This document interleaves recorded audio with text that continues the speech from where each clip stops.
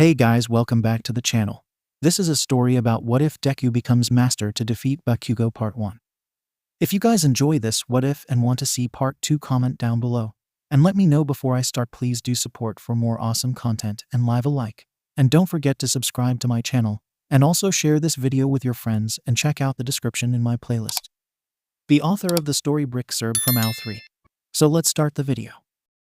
Izuku Midoriya stood with the assembled class, one on a platform overlooking an urban cityscape, complete with apartments, roads, and a monorail line running through.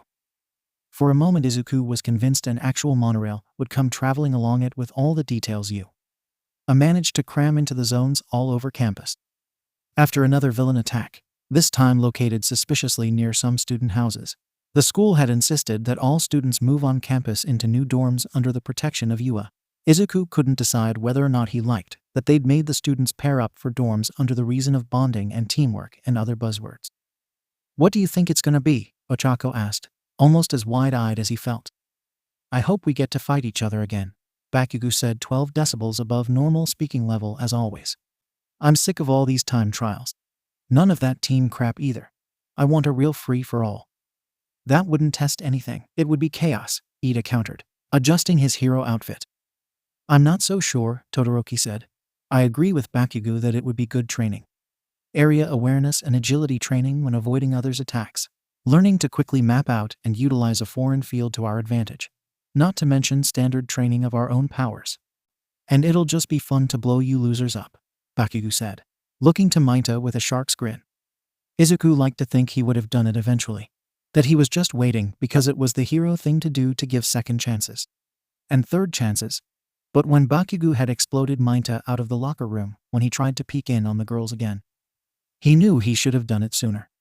But he loved Bakugo for doing it, and almost missed him in the 1-hour suspension the school had bothered to give him just to keep up appearances. 𝐸𝐻𝐸 took a gulp of air and slid a step from them as All Might finally appeared in front of them with his clipboard in hand. "For I am here," All Might called as he posed dramatically. Izuku looked around to see if he'd had a momentary stroke or something, but everyone looked as confused as he was. All Might, you forgot to say the first part." "Nonsense, young Midoriya. I was simply moving too quickly for you to hear it." A sound of amazement slipped from his lips that had Todoroki shaking his head, but he didn't care. That was what being a superhero was about. Even now that his body didn't break whenever he used his power. Even if in the future he could use 100% passively at all times, he still wouldn't be a superhero without acting like one. He had to be bold and make an entrance, or at least be able to have all eyes on him without panicking. If Megamind is anything to go by, he needed to work on his presentation, which would be a lot easier if he weren't so shy. "Alright class, today's lesson is a speed test. A race." Half the class failed to keep in their groans. "Come on, man. We've been doing speed training almost exclusively," Momo sighed, but stood up straight in an instant when All Might turned her way. "Sir." All Might looked dejected. "Here, I thought you'd all be excited. I tried to spruce this one up.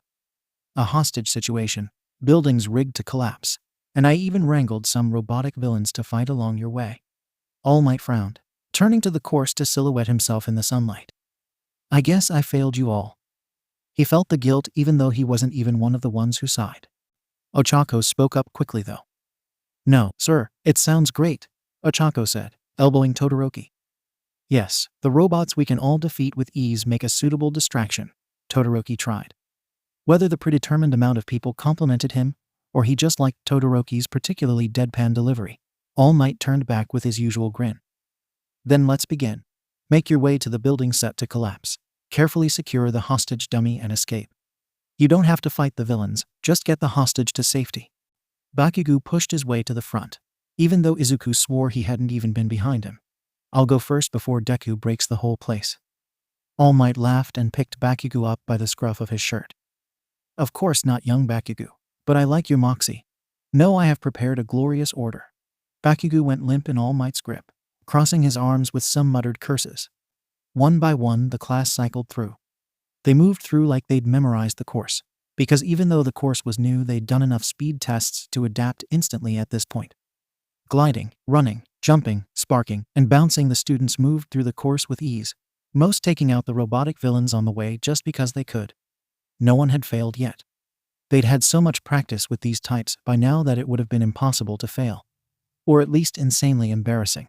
Which of course meant that Izuku had spent the entire time getting increasingly worried that he'd be the one to do it. They all completed it within the time. And it was cool to watch them all go through. Even if he had gotten used to everyone's powers by now, he could still learn by watching. But he didn't get the same feeling watching his classmates as he did watching pro villains. Probably just because he's never watched a pro hero run a speedest for weeks straight. But mostly because the students just didn't put on as much of a pro hero who needs public appeal for funding. Todoroki came closest to that level, of course. Always so cool. The second he stepped into the course, a wave of ice spread out and froze the robots in place. Then encased the building so it couldn't even fall down if it wanted to. It barely took any effort, and his disinterest as his power lazily completed the course made him look just like a high-level hero, taking out street thugs below their pay grade. Finally, it came to Izuku's turn. He felt his hero outfit stretch just enough to make him feel self-conscious, as he let one for all passively flow through him, his muscles growing to match. His face flushed as Kaminari Wolf whistled and Ochako clapped. Others muttering some best wishes they gave before everyone's turn. Half of him wanted to get the suit resized so it didn't hug his every muscle, and a bit too closely to everything else. But all the heroes had suits like this. Even All Might had every muscle exposed in a way Izuku never thought about for too long. He pulled up his mask, resisting the urge to fuss over his costume's ears too much as they sat at odd angles. He began his walk to the doors, pretending not to hear his friends talk behind his back. "I'm not sure I'll ever get used to him looking like that," Ochako said. "Midoriya has really taken his practice to a new level," Ida said in his analyzing way. "And he's so much more confident." Izuku almost stumbled at that, but managed to keep his facade up as he entered the fake city. All Might blew his whistle and Izuku set off with a powerful jump that carried him down the street in one leap. He leapt and landed with ease after all the practice, no more slipping his landings. Still, while this would definitely take him to the end, he knew he could do it bolder, flashier. He adjusted his landings and takeoffs to be a bit more dramatic, straightened his body as it soared through the air, and landed neatly. He wasn't sure if it was better to land gracefully and lightly, or risk the property damage and land with more of a bang. His instinct was to land easily. A force of controlled power would assure the citizens that he was no doubt the good guy, not a demolition man. He started to take note of where the cameras were. The class could see into the cityscape from the viewing platform, but it was also broadcast to a screen there for the parts where they couldn't, and for review by staff or the student later. He made himself smile to each and every one he saw as he passed. A smile for all those watching. A substitute for the public he'll need to impress as a pro hero. The suit helped. While he was wearing it, he felt like there was a separation between the real Izuku and the hero he could be. He savored the disconnect, rationalizing that even though all eyes were on him, they were watching the superhero Deku, not really watching him. This let him be a bit more adventurous. Izuku found the robotic villains and planned his entrance while soaring in from above. He wouldn't avoid them. He had to train the fight choreography sometime, and it'd be much less embarrassing messing it up in the campus grounds, rather than where the news cameras would make sure everyone saw. He landed with a slide, dust trailing in his path as the robotic villains swiveled all their parts to lock onto him. He debated saying a catchphrase, something clever to the villains. He held up his fist, a flash of green lightning sparking off. "This is your last chance, villains," he called out, hoping his voice sounded the part. "Surrender, or I'll have to put you down." Of course the robots didn't waver, what with being robots programmed to fight him and all. Instead they stomped towards him, forming craters where they stepped. Izuku forced a grin and leapt. The plan was to land on the first villain's massive torso and pulverize it. But instead his powered leap launched him right through the robot's core, Izuku pulling himself through onto the other side with a bunch of scrap exploding around him. Before the robot hit the ground, he had moved on to the next, delivering a punch to one of its legs so hard the thing flipped over. Then with another punch sent the toppling robot sailing backwards until it landed halfway into a building, rubble falling atop it. With only one bot left, he thought quickly of how best to end it. He'd already kind of ruined the no damage thing by burying his last foe in rubble. So even if it was an accident, he'd already kind of ruined the whole no unnecessary damage thing. A massive arm slammed down, but he dodged with ease. Instead he boarded the arm and ran up its length. A small jump brought him to its shoulder, where the head was in plain sight. He stepped on the head and sent himself to the air, soaring upwards and coaxing himself into a side flip, as he now angled down at the robot which searched itself for his presence. With his fist outheld, he fell back to the villain, giving his foe little time to even look up and see him. When his fist struck, it shot through the metal, sending a shockwave down that crinkled the metal like it was tissue paper. Izuku swung himself onto his feet on what was left of the metallic shoulder and rode it to the ground, searching for the camera where his classmates watched him. The metal slammed to the floor, and he hopped off with grace, looking to the camera and flashing a peace sign, a smile, and a wink as he posed for the camera. He heard the distant happy laughs and clapping. Mostly Ochako and Ida's shouted encouragements. He couldn't believe how well that had gone, how good it had felt. He was sure that the first time he tried to do something cool, he'd fall flat on his face. But he hadn't. He felt so good, so alive and ready. He only needed to get to the hostage doll and get out, and he had plenty of time. Now was the time for a cool takeoff. The building was close. He could get there in one jump, and he had to make it look good. He charged his jump, took off, leaving a cloud of smoke sailing through the air. He turned and waved to the camera with a smile, feeling the air pull through his hair where it escaped from his suit, cutting through the distance like only Bakugo's voice could. 𝐀𝐦 Deku, you idiot, look. Izuku lost all composure when he heard the shouting, his body turning to a flailing mass as he desperately turned to look in front of him before he slammed into the building, collapsing through the walls and a couple of floors before he landed on the hard concrete on ground level with a pathetic echo of a thud. Lying on the ground, he tried to be perfectly still. The only possible escape from his embarrassment was the 1% chance that UA cameras worked based on movement, because there was surely at least one camera set up to watch the hostage he'd almost landed on. Unfortunately, his less than graceful landfall had already cost him the mission. The building creaked and groaned, and by the time he crawled over to the hostage, it was already coming down, burying him inside. When All Might came to unbury him with the class, they found him under the rubble spooning the training dummy. Hey, look who finally got a girlfriend, Bakugo taunted, others stifling laughs. Ochako cut in quickly. Holy cow, Deku, that was so cool.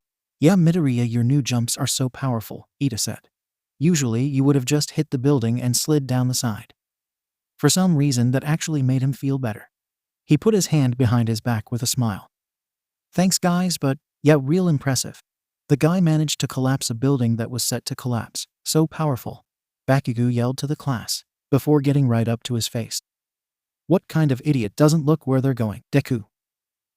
It was more or less what Izuku was going to say, though not exactly how he was going to phrase it.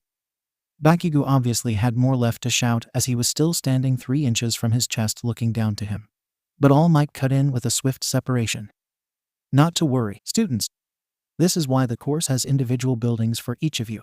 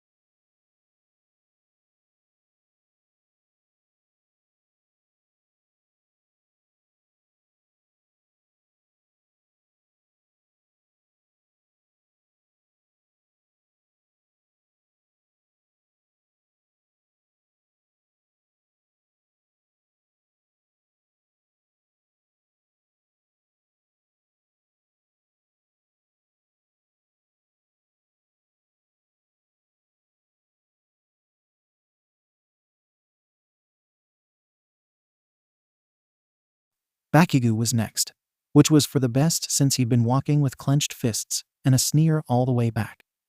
He barely waited for All Might to signal him to go before exploding through the gates covering the class in dust. It was easy to follow his explosive path without using the viewing screens as he made his way to the center and found the robotic villains. He must have still been annoyed at him, or someone else, or a flower or something, because he barely landed before the robots were engulfed in a massive explosion sent from his grenadier gauntlets. When the robots fell, the smoke parted for them, showing Bakugo standing among the wreckage with smoke flowing off him. He turned to where he knew the camera was and stared it down. Izuku gulped, knowing the silent threat was for him. With a few sparks before the bang, he took off again, his gauntlets staying behind him so the blows propelled him forward. He flew toward the window with power and precision. And unlike Izuku, he kept his eyes on the prize instead of showing off. Most of his body slipped into the building through a concrete window, but his gaudy gauntlet caught on the frame. With his last propelling blast from his caught gauntlet acting as an anchor, his body hooked back from clearing the window, and he slammed into the wall. The class collectively winced. The building began to crack from the impact of Bakugo's body. He was barely able to mutter a curse before the building collapsed. The class ran through the course for the third time to go and rescue Bakugo. Izuku tempted to increase how much of one for all he was passively using to make it there faster, as he worried for his friend. At the same time though, as bad as it felt to think, he was happy that someone else had failed. Maybe even a little happier that it had been Bakugo who had failed with him. By the time they reached him, he had already exploded his way from the rubble, unlike how Izuku had given up. Unfortunately, in his explosions to free himself, he had also set the hostage dummy alight, as well as blowing off most of the body. Still, it was kind of inspiring to see him free himself so quickly and not give in to defeat. Awesome to see proof of how passionately Bakugo competed, even in challenges he didn't like. At the very least, it was nice to see he cared about something else besides making sure Izuku knew his place. People offered their mixed praises and condolences on the way back like they had to Izuku, though Bakugo mostly ignored them and muttered angrily beside Todoroki, who only offered a part of the snack he was eating. Bakugo had been the last through. All Might dismissed the class with some final words, and the bulk shuffled out, Izuku following Ochako and Ida for a while before turning back, wanting to run the course a few more times on his own before the groundskeeper came to reset the course with his quirk, but more importantly before the queue for dinner began. He didn't to be left with the second-tier goods again. Unfortunately, Bakugo proved passionate enough to also want to rerun the course without failure. Izuku didn't think Bakugo was the best at sharing on the best of days, and assumed he'd be even less so when he failed a course. Instead, Izuku sat on a wooden bench on the viewing platform and watched Bakugo run the course, watching from above as the cameras had been disabled outside of class times. He opened his backpack he'd stashed aside during class and pulled out his notebook. There wasn't much of a course to run anymore though, really. Not just because of the toppled buildings, but mostly because with class out of session, there weren't even robotic villains to face. Not that they'd ever been particularly threatening. So Izuku just settled in, crossing his legs on the bench as he watched Bakugo jump through the course. He pulled out a pencil and began to sketch his friend. He watched the way he jumped, the way he flew, and the way he landed. He'd already learned a lot watching Bakugo, even if Bakugo himself usually referred to it as cheating. He used his pencil sharpenings to shade in the explosions that surrounded the sketches of Bakugo in his double-page spread of sketches. There might not be anything so blatant left to learn from watching Bakugo, but his friend certainly put on a show with all the explosions. He also was never a bad muse whenever Izuku was in the mood to draw. More pages than he cared to mention were dedicated to him in his notebooks. He knew Ida would never pry, but he still hid the majority of his notes and drawings among his other belongings. It would be even more embarrassing than today's failure if Bakugo found his sketches. Izuku tuned out from the world as he tuned up a sketch of Bakugo flying from an explosion, with his suit ripped and looking heroic. With fine movements, he added detail to his hair, and probably spent about 20 minutes erasing and redoing his eyes, though he never got them quite right. He was pulled from his concentration by the sound of someone walking up the stairs to him. He turned and saw Bakugo, soaked in sweat. Midoriya slammed his notebook shut and stuffed it into his bag as quickly as he could, though he cringed inside when he saw some of the pages bend. Bakugo passed the edge of the bench and sat in the middle, making Izuku shift further out to the side. Without a word, he reached into Izuku's backpack and pulled out his water bottle, biting up the nozzle in the way Izuku hated and guzzling water. His eyes snagged on something in the backpack, but Izuku couldn't question what he was looking at without raising suspicion. Bakugo finished drinking half the bottle and turned to look at Izuku. "What are you doing here?" Izuku's heart jumped. He couldn't just tell him he was watching him. He panicked. "Oh well, you saw the class today, and how I mean it's just how I failed miserably. Yeah, I wasn't going to say it like that. But I thought that I could stay back and run the course a couple times for practice, until I could do it without failing miserably," Bakugo finished. "Yeah, I already figured all that. I meant, why are you here stalking me instead of out there practicing?" Bakugo poured some water into his hand and ran it through his hair, then more on his face and shoulders. Izuku had to take a breath to be sure he could talk without his voice catching. "I didn't want to get in your way." Bakugo scrunched his face. It's a public course, idiot. Even if I didn't want you there, it's not like I could stop you. Bakugo looked to Izuku's hands, and he remembered they would be covered in graphite from the drawing. Izuku buried his hands between his thighs, though Bakugo stared for a moment longer. Under Bakugo's stare, he was thankful he wasn't currently running one for all, so his suit hid some secrets. Just because you're a failure doesn't mean you're a quitter. Gee, thanks Kachin, Izuku slumped. I didn't mean it like that. Bakugo leaned back, his face strained and fists clenched. Why is talking to you always so damn hard? Izuku couldn't contain himself as he span to give him a look of confusion. But Bakugo was looking to the course now. Izuku took the moment to look him over. He still wore his hero outfit, which of course had to expose way too much of his chest. Not that it mattered how exposed his chest was when the tight suit already hugged to every muscle on his body. A bead of sweat from training or water from his impromptu shower ran down his suit, and Izuku found himself still watching it roll down his chest, not noticing that Bakugo had turned back to him. Anyway, I just came here to say that I know you're here to train, and I guess we can share the course as long as you don't get in my way. Izuku couldn't help but smile, which of course Bakugo couldn't stand to look at, so he looked away. So Izuku didn't bother to contain his smile. Bakugo was being kind of nice. Uncharacteristically nice. Did he hit his head when the building collapsed? He didn't even go and see Recovery Girl. Bakugo took a last gulp from Izuku's bottle and slid it back into his bag, empty. He ran his hand over the notebook, but thankfully drew back and stood. Come on, loser. If you don't keep up, I'm leaving you behind. Wait, by share the course, did he actually mean train together? Together. Izuku shut up and raced the few steps to catch up to Bakugo, walking back down to the course. He tried not to stand too close, but not too far, and he was paying way too much attention to how he was walking. That book of yours, Deku, back in school with your notebook, the one you destroyed, Izuku shot back before he could think better. Yeah, that one. He fell silent for a moment. Anyway, back then, in school, Bakugo was speaking weirdly. Izuku had never seen Bakugo talk this much, without a matching number of expletives. Was I in your book back then? What? I wasn't spying on you or any classmates, or anything. It was just some notes I kept on superheroes I studied because I was so interested in them, and so you weren't interested in me back then. But you are now? Izuku faltered. That's not what I said. Of course I was interested in you back then. I thought we were friends, even if you were always kind of mean to me, and having friends now makes me doubt what I felt then. But now that we're competing, and you're almost guaranteed to be a pro hero, I had to expand my notes on you, and I happened to learn a few things, so it turned out great, ha ha ha ha. Izuku only stopped talking when he had run out of breath, panting. Well, if you can learn from me, then maybe I can. Well, not learn from you, because that would be pathetic. But maybe you can help me. No, that's not better.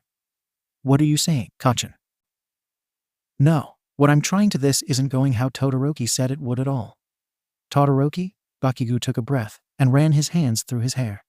Look, I want to be the #1 hero. It's not a secret. Todoroki and I were talking, and he kindly suggested that I come to you for help. Bakugo looked as far from Izuku as he could when he said the last word. Izuku stopped in his tracks. He didn't know what surprised him more. That there was somehow something that he could do for Bakugo that he couldn't do for himself, or that Bakugo had actually admitted it. Out loud. To him.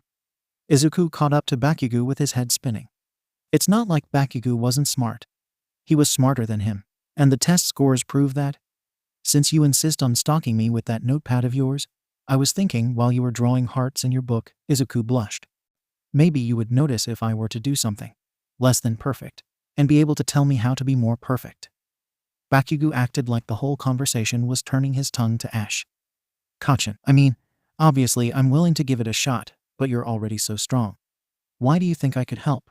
Bakugo stopped him at the entrance to the course, pushing him to the wall with a hand to his shoulder. Izuku instinctively grabbed Bakugo's pinning arm with both of his, but didn't struggle just yet. He didn't seem violent, just overwhelmed. Still, under the new threat one for all call to action, making his muscles harder under Bakugo's grip. Izuku couldn't think of anything to say, and from the look on Bakugo's face, it seemed he was struggling to find his own. It's not because you're stronger than me, Deku. Bakugo pushed a little harder. He paused again. Was it really this hard for him to ask for help? I fight the way I do because it's the way I always damn have. It's evolved with we through every fight I've won. Every enemy I've destroyed. You came in and took it. Yeah, Bakugo actually pushed against him this time, Izuku gripping his arm harder. I never even saw your nerd ass around practicing it like you do with everything else. You just showed me up one day in class with a damn near purr. Izuku was freed from his grip. If only because Bakugo seemed to be finding it harder and harder to stand still.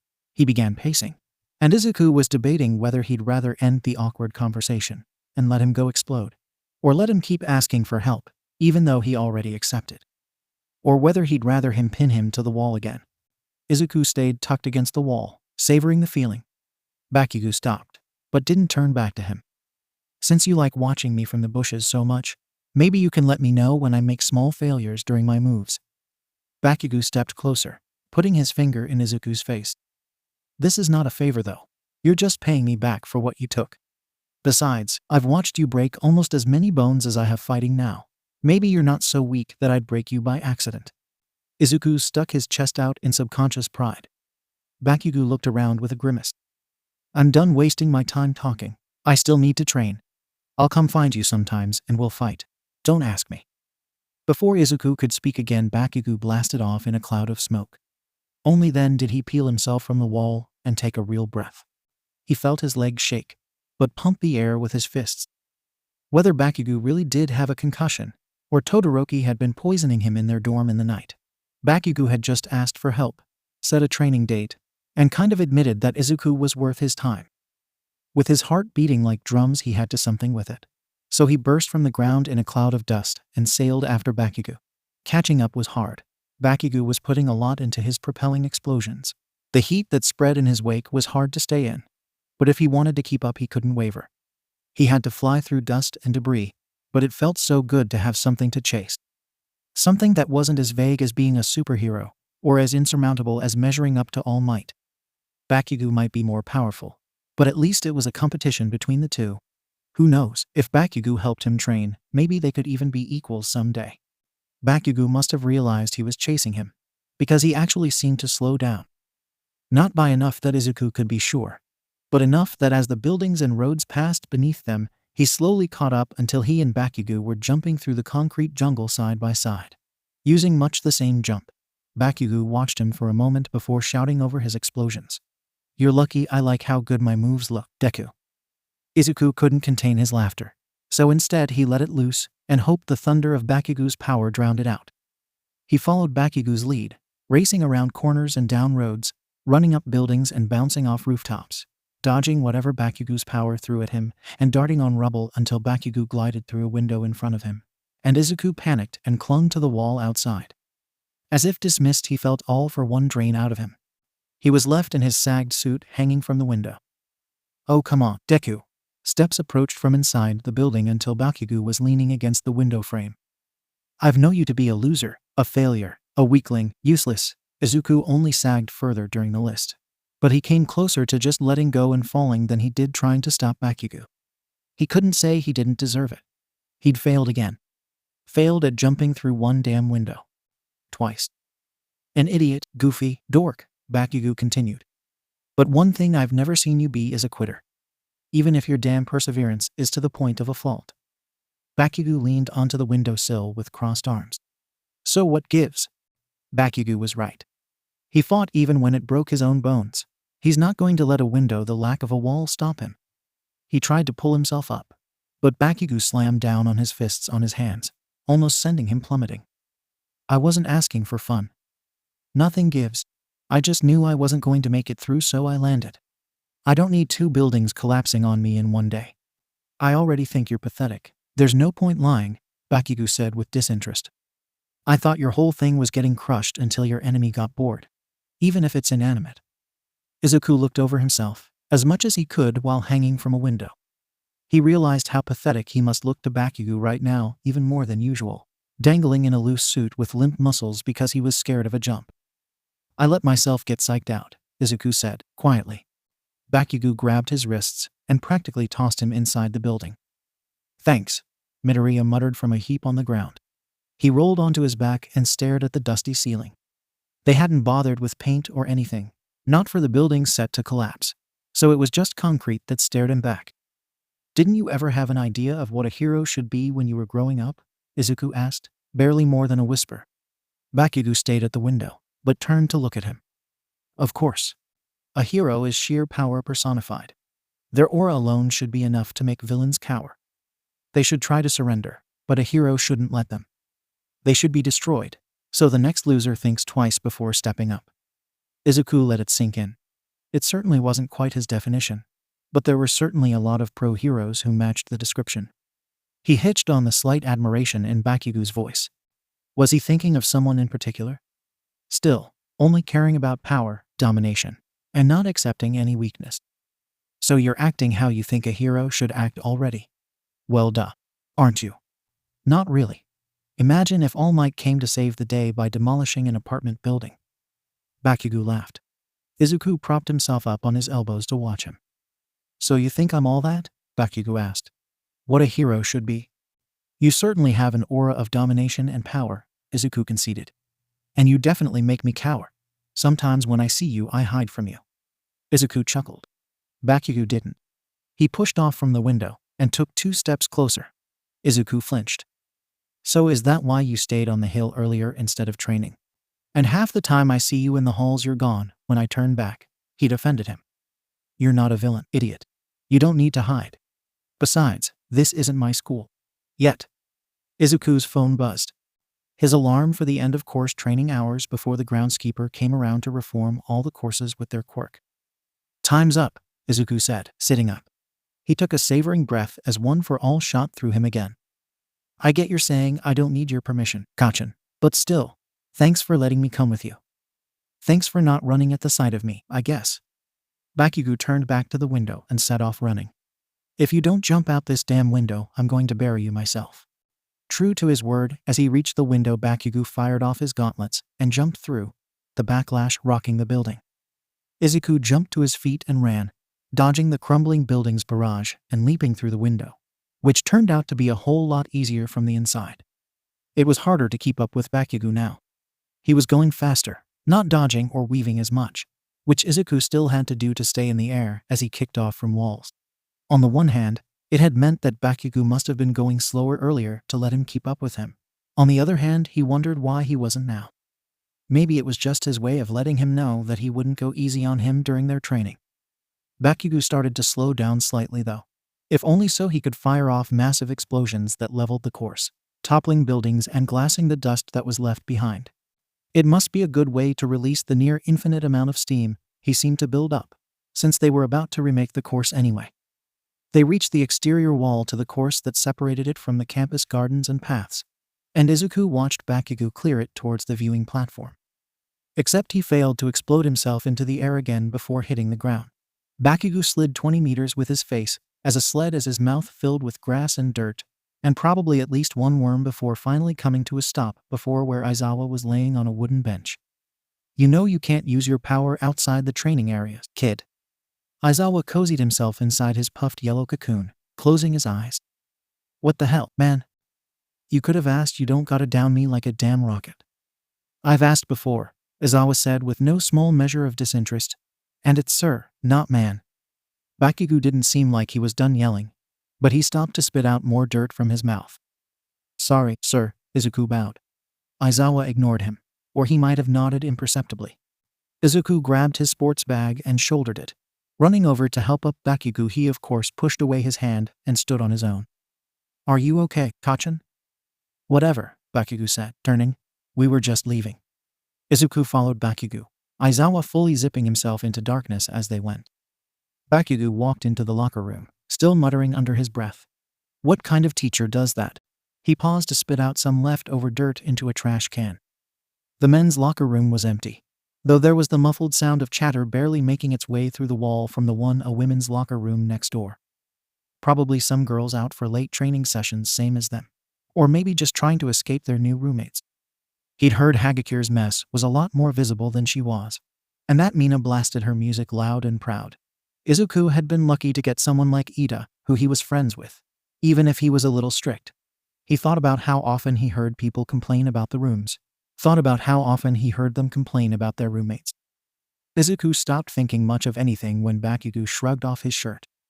He was transfixed, gawking like a fool, watching the muscles in Bakugo's back shift as he finished hooking off his shirt. He bunched it in his hand and hurled it into a basket nearby.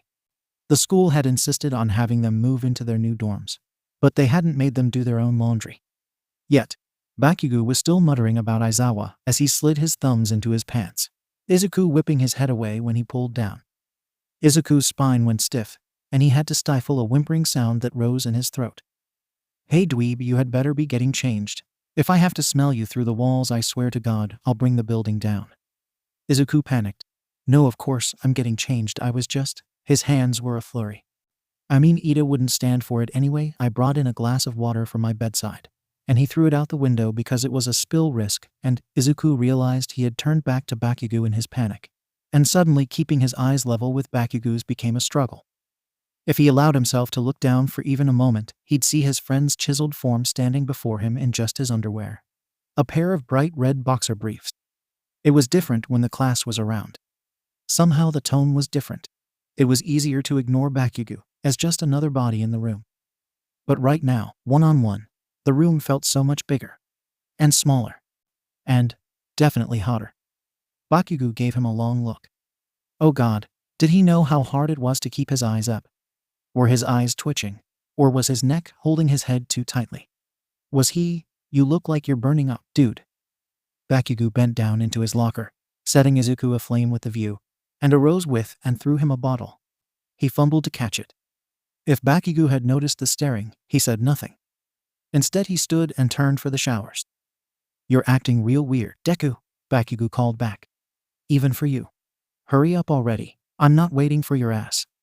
Izuku stiffened at the words, and the view of Bakugo walking to the showers with nothing but spare underwear under his arm, a towel over his shoulder, and his bright red underwear that apparently matched Izuku's face right now. He waited until he'd turned the corner before letting his head fall against his locker. His hands idly unscrewed the top of Bakugo's bottle and poured it over himself as he tried to reclaim his mind. Water drained through his hair and off his chin, Izuku waiting for a moment before snapping out of his funk. He needed to hurry up or Bakugo would start asking questions. Pulling open his locker, he was greeted by his spare clothes, basic toiletries, and a few photos including All Might and his mother, which he avoided looking at as he took what he needed and almost slammed the locker closed.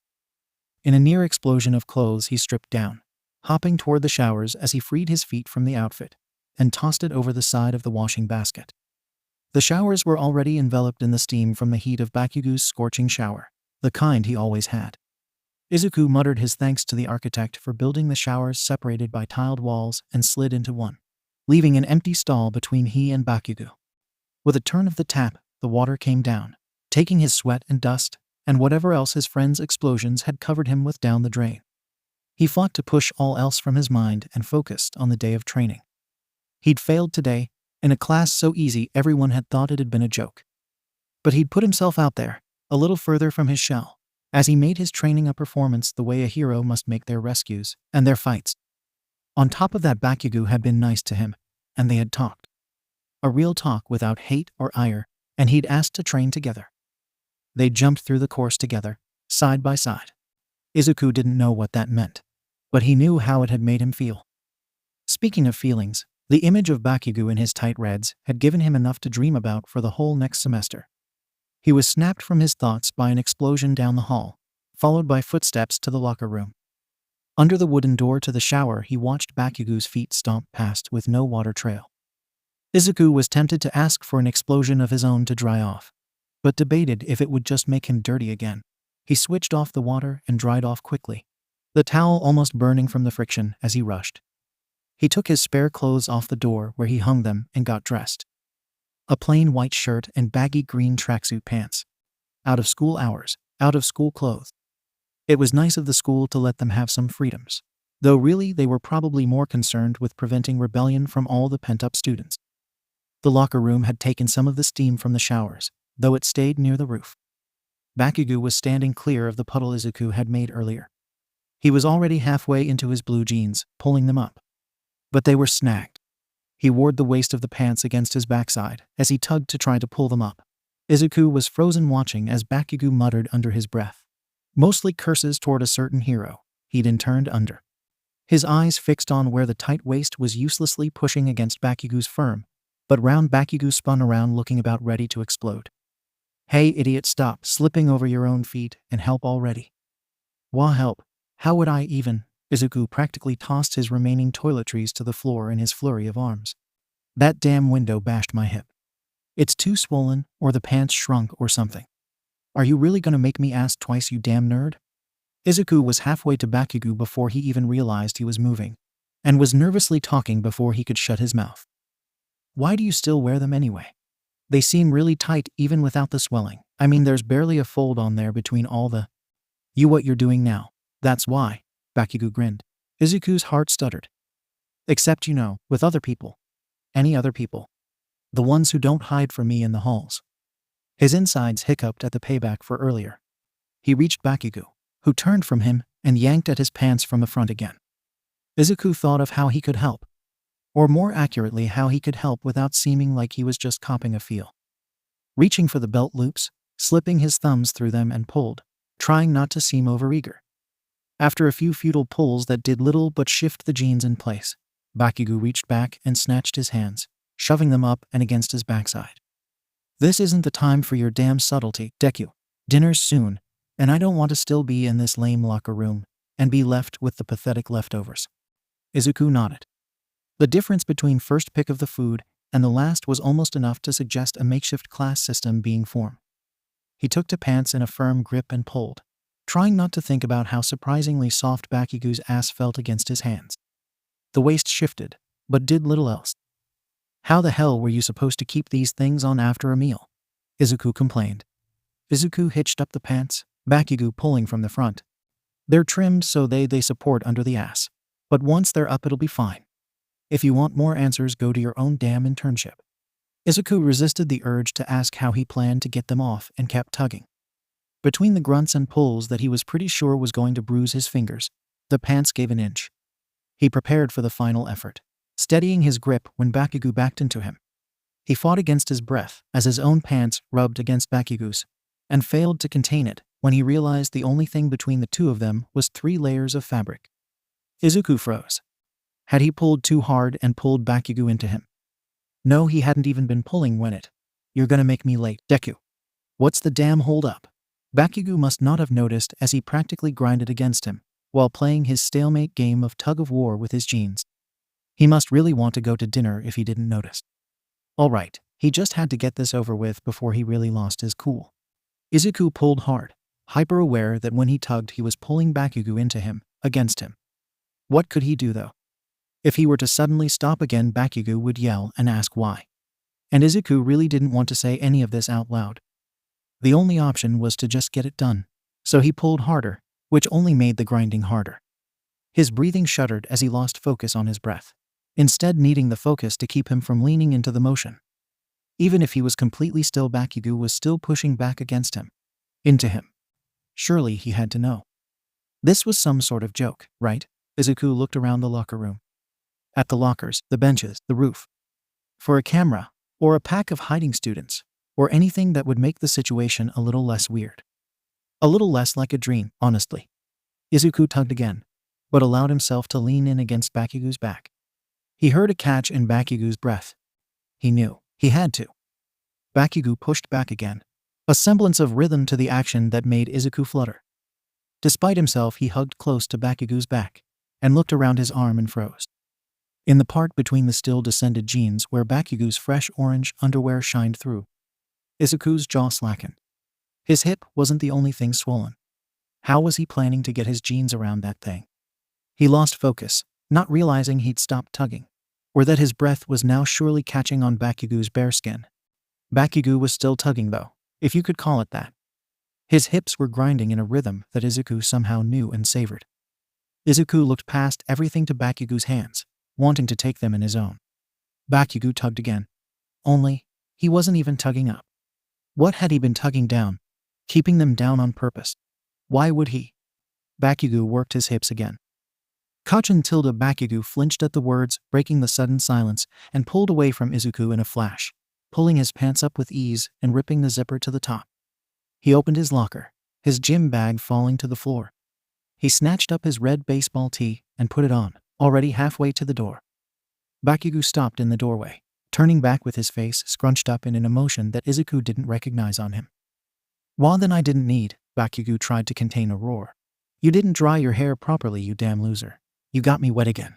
His face scrunched up further, and whether from exasperation or just to dry off where Izuku had dripped onto him, he exploded. Then once more for good measure.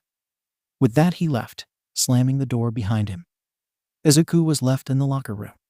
He let himself fall backward onto a wooden bench, staring at the ceiling with arms hanging at his sides. What the hell just happened? 𝐲𝐴 Todoroki was shocked awake by his runners landing on his chest with a thud. He sat up like a bolt and clung his hands to his head, immediately feeling the cold rush of the night air rushing in to invade his sheets. He tore open his eyes and looked to the window, expecting to fight against the white light that had meant he had slept the day away, the only reason he'd be thrown awake. His face went slack when the only light to be found was the dim yellow of the dying light in his dorm room reflecting back in the window. The dorm room he shared with, "Come on, Todoroki, get dressed, we're headed out," Bakugo said, fitting his own shoes to his feet. "Black, of course." "It's not even morning yet," Todoroki groaned, laying back down with a thump.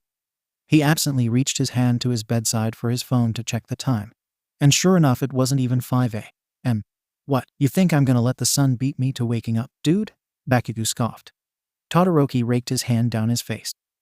"Don't be like that, jerk. You used to do this shit to me every damn day until you went lame all of a sudden." "I didn't go lame. I'm just taking a break for once." Todoroki settled on his side, curling away in his white sheets from where Bakugo sat on his bed, only a meter between them. His sheets an explosion of colors. "Yeah, whatever. Just this morning, can you be you?" Bakugo walked to the drawers that sat opposite the beds, pulling out Todoroki's tracksuit.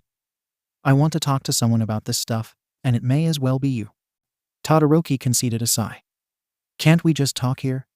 Todoroki pulled the sheets over his eyes, savoring the thought of sleep ahead of him, preferably in the darkness.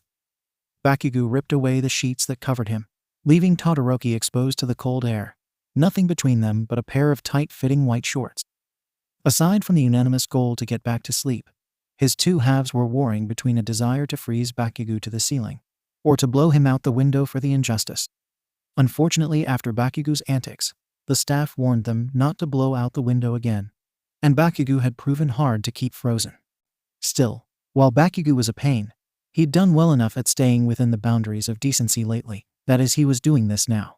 Then something must be troubling him. "Is this about what happened yesterday?" Todoroki slowly moved to the edge of his bed, taking the clothes Bakugo had thrown there. He lazily tugged his legs into the loose white pants, glancing up to where Bakugo watched. He pulled them to his waist, Bakugo still watching far too closely. Almost staring, really. "Oh god damn it, Bakugo," Todoroki muttered. "You did the damn pants thing, didn't you?" Bakugo clenched his fist, as well as a lot of other muscles, but said nothing as he walked to the door. "Hush. No more talking until we're running. This whole feeling thing is trash, and I'm done thinking about it. If I absolutely have to, then I'll only do it when I can multitask. Ideally by blowing up a small building, but I'll settle for a run. It'll just be less embarrassing that way," he finished quietly. Classic Bakugo. Wake up someone else to talk, then make it sound like he's the one doing a favor. Still, it was always unsettling to hear Bakugo so quiet. "It went that badly?" Todoroki asked, zipping up his red tracksuit jumper, not bothering with a shirt underneath. He didn't plan to be awake that long. Todoroki stood with limp muscles, still debating whether it was worth stretching and giving up any remaining semblance of sleep that still clung to his body. Bakugo cracked the door, barely sticking his head through and into the hall, looking to the right where Ida and Midoriya's door was. "All clear, come on." Bakugo crept through the door on tiptoes, which in itself was intrigue enough for Todoroki to decide to follow. Todoroki had seen Bakugo change a lot throughout their time together, but he'd never have though Bakugo could have been this quiet, even if it meant he would instantly become #1 hero. But watching him now as he slunk down the hallway so carefully that not even the floorboards creaked, Todoroki could practically hear a cheesy old spy tune running through his head. It wasn't quite inspiring enough for him to follow suit, though, instead just trailing Bakugo with a normal stride. The common room was dark, barely any signs of life after its last cleaning before lights out last night. The kitchen and dining area were spotless. The TV and lounge were empty. Too early for anyone to be awake yet. Except for Takoyami. But he'll be off somewhere waiting for the sunrise in the company of his quirk. Todoroki swiped a bottle of water from the counter and headed out. Bakugo was silent the whole way down the stairs. Nothing but the occasional squeak of their shoes on the cold stairs along their descent. When they got out of the dorm building and onto the campus grounds, Todoroki tried to talk. But Bakugo ignored him and just stretched himself out in his red tracksuit.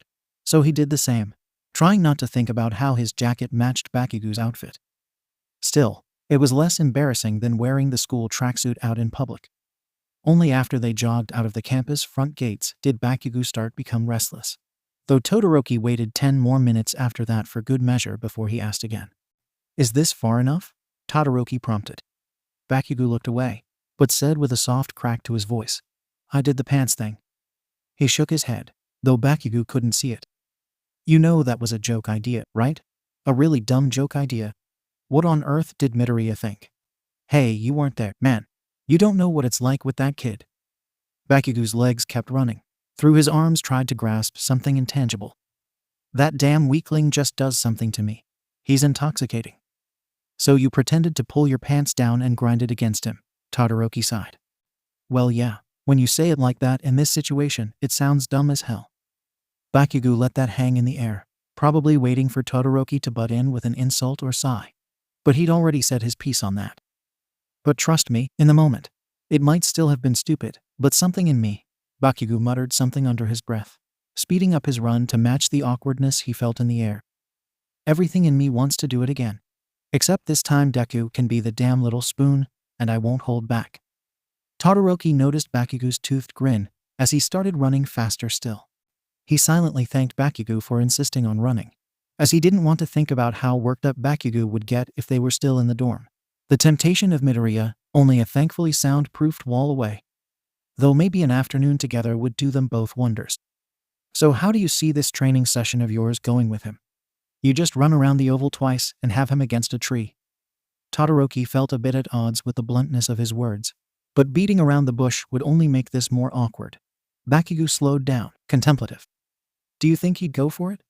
I don't know how I could make it any clearer to you when I give joke ideas. Try changing your tone even slightly, idiot." Bakugo surprisingly managed to keep his voice somewhat level in the pre-morning air, not even waking the birds that still slept in the trees above them.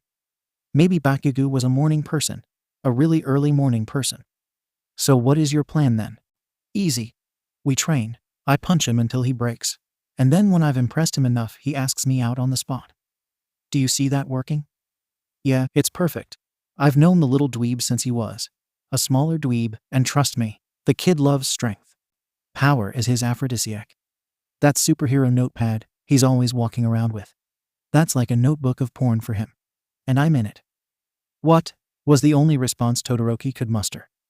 "Aren't we all in it? Isn't All Might in it? Are you trying to tell me All Might isn't hot?" Bakugo shook his head and waved his hands. "Whatever. It's a win-win anyway. He gets to train with me, which is any sane student's dream. And if it doesn't work, then I get to beat him up until I feel better." "So your plan is to assault him if he says no?" "What? No, that's not what I meant." Bakugo did shout now. "I'm not that damn abusive. I just mean that during the training I'd obviously be hitting him to prove my strength. So if he does say no later, why are you making me think about if it doesn't work, idiot? You're supposed to support me." "Truly you are Cupid himself," Todoroki said, flatly. "This plan is clearly thought through and perfected." "Hey, I stayed up all night thinking up this plan. What gives?" Todoroki smiled, but offered his apologies. They ran in silence for a time, though it didn't seem to be because Bakugo held a grudge. Todoroki nodded to some passing joggers who did wear the school uniform, finally awake as the sun began to throw its first streaks through the sky. Bakugo ignored them, of course. "So if everything went so well yesterday with Midoriya, why did you wake me up?" Bakugo ran for a while longer without answering, to the point where Todoroki thought he may not have heard, or was mad after all. But after a while he looked over his shoulder and sighed his answer. "I guess I just wanted someone to talk to about it." Todoroki looked around. Bakugo looked to him with a tight-lipped smile. What if word were to get out that Katsuki Bakugo was? Todoroki looked around before whispering, "having feelings." "Shut up, idiot," was his only response, though he smiled. Todoroki returned the smile but remembered the runners, and Bakugo checking over his shoulder before answering the question. Had Bakugo actually waited to answer because he was worried someone would overhear? He laughed softly. "I can't believe you still showed up to dinner after that." "I'm not going to just skip dinner, idiot," Bakugo yelled, his voice getting louder with a rising sun that now streaked the sky with arms of orange light. "Besides, I didn't think Deku would have the nerve to show up after. I thought he'd still be stuttering his way out of the locker room." Bakugo smiled, chewing on his lip. "You should have seen the loser's face when he watched me. Your striptease? It was insane. He went so red and stiff." Bakugo paused like he was considering his word choice, but just said, "And that was when he was trying not to look. You know, if you actually just told him any of this, then you could probably skip this whole middle part and just take him on an actual date, you know. I don't expect a robot like you to get it, but that's just not how it works, man." Todoroki just shook his head. They stopped on the road, leaning against a telecommunications post while they stretched at the end of their run. The roads were starting to get busy as the sky finally settled into a vibrant blue. Workers flowed in the streets and along the paths headed for their day jobs, and the normal runners were starting to wake and run, just as Bakugo and Todoroki had finished theirs. Todoroki walked behind Bakugo, who pushed through the flow of walking traffic and into a cafe, the same one Todoroki had taken Bakugo to when they had first been dormed together. Todoroki had woken up early for his runs as usual, and of course Bakugo had insisted on joining him so wouldn't be seen as weaker. The place was small, but packed with a long line of sleepy people trying to get their coffee fixed. The walls were paneled in dark wood, and the tables were various woods from white to red. A simple scheme which Todoroki appreciated. But the most charming part about the place was the familiar girl behind the counter, who looked to them with a plea in her eyes as she served a customer who seemed to be kicking up a fuss. The best they could do was smile and head to a chained-off staircase in the corner of the room that led to a fully empty second floor, a VIP seating area with a widespread window overlooking the road below. They took a seat at the stools and counter by the window, Bakugo immediately ripping open a sugar packet and eating its contents. "So what gives with you lately, Bakugo? You're nice to me. You're nice to Midoriya. Are you having a stroke or something?" Bakugo shook his head, ripping open another packet and making a pile on the table. "Done running, done talking about me," he said firmly, before rolling his shoulders. "I will say though, if you'd ever been punched by All Might, you'd get it." Bakugo worked his jaw like he was checking for a phantom injury. "It's humbling to say the least. Pretty fun to watch, too." Todoroki smiled, but he remembered the fight and his gut turned. All Might really took the role to heart. Every punch he threw was destruction incarnate. He couldn't help think what would have happened if he'd been a villain rather than a hero. A shudder down his spine. Still, it would have made his father happy. He'd be #1 hero and get to fight All Might. Bonus being maybe Todoroki wouldn't have needed to be made. "So remind me again why you've gone all Zen Master and given up on being a pro hero?" Bakugo asked, running his finger through the sugar idly. "I'm not giving up. I'm just slowing down for a moment." Todoroki watched the people on the road below. Tired faces and rigid movements. "I didn't use my fire half all that time because I didn't want to use my father's power. But he's the one who made me to be the #1 hero. Even if I renounce him and do it, I'll always be Endeavor's son. And that's fine, I guess. But I just need to know I'm doing it because it's what I want to do." Bakugo nodded, but said nothing. Todoroki suddenly felt like he'd said too much in answer to a throwaway question. "If that guy were my dad, one of us would be dead by now," was all Bakugo finally said.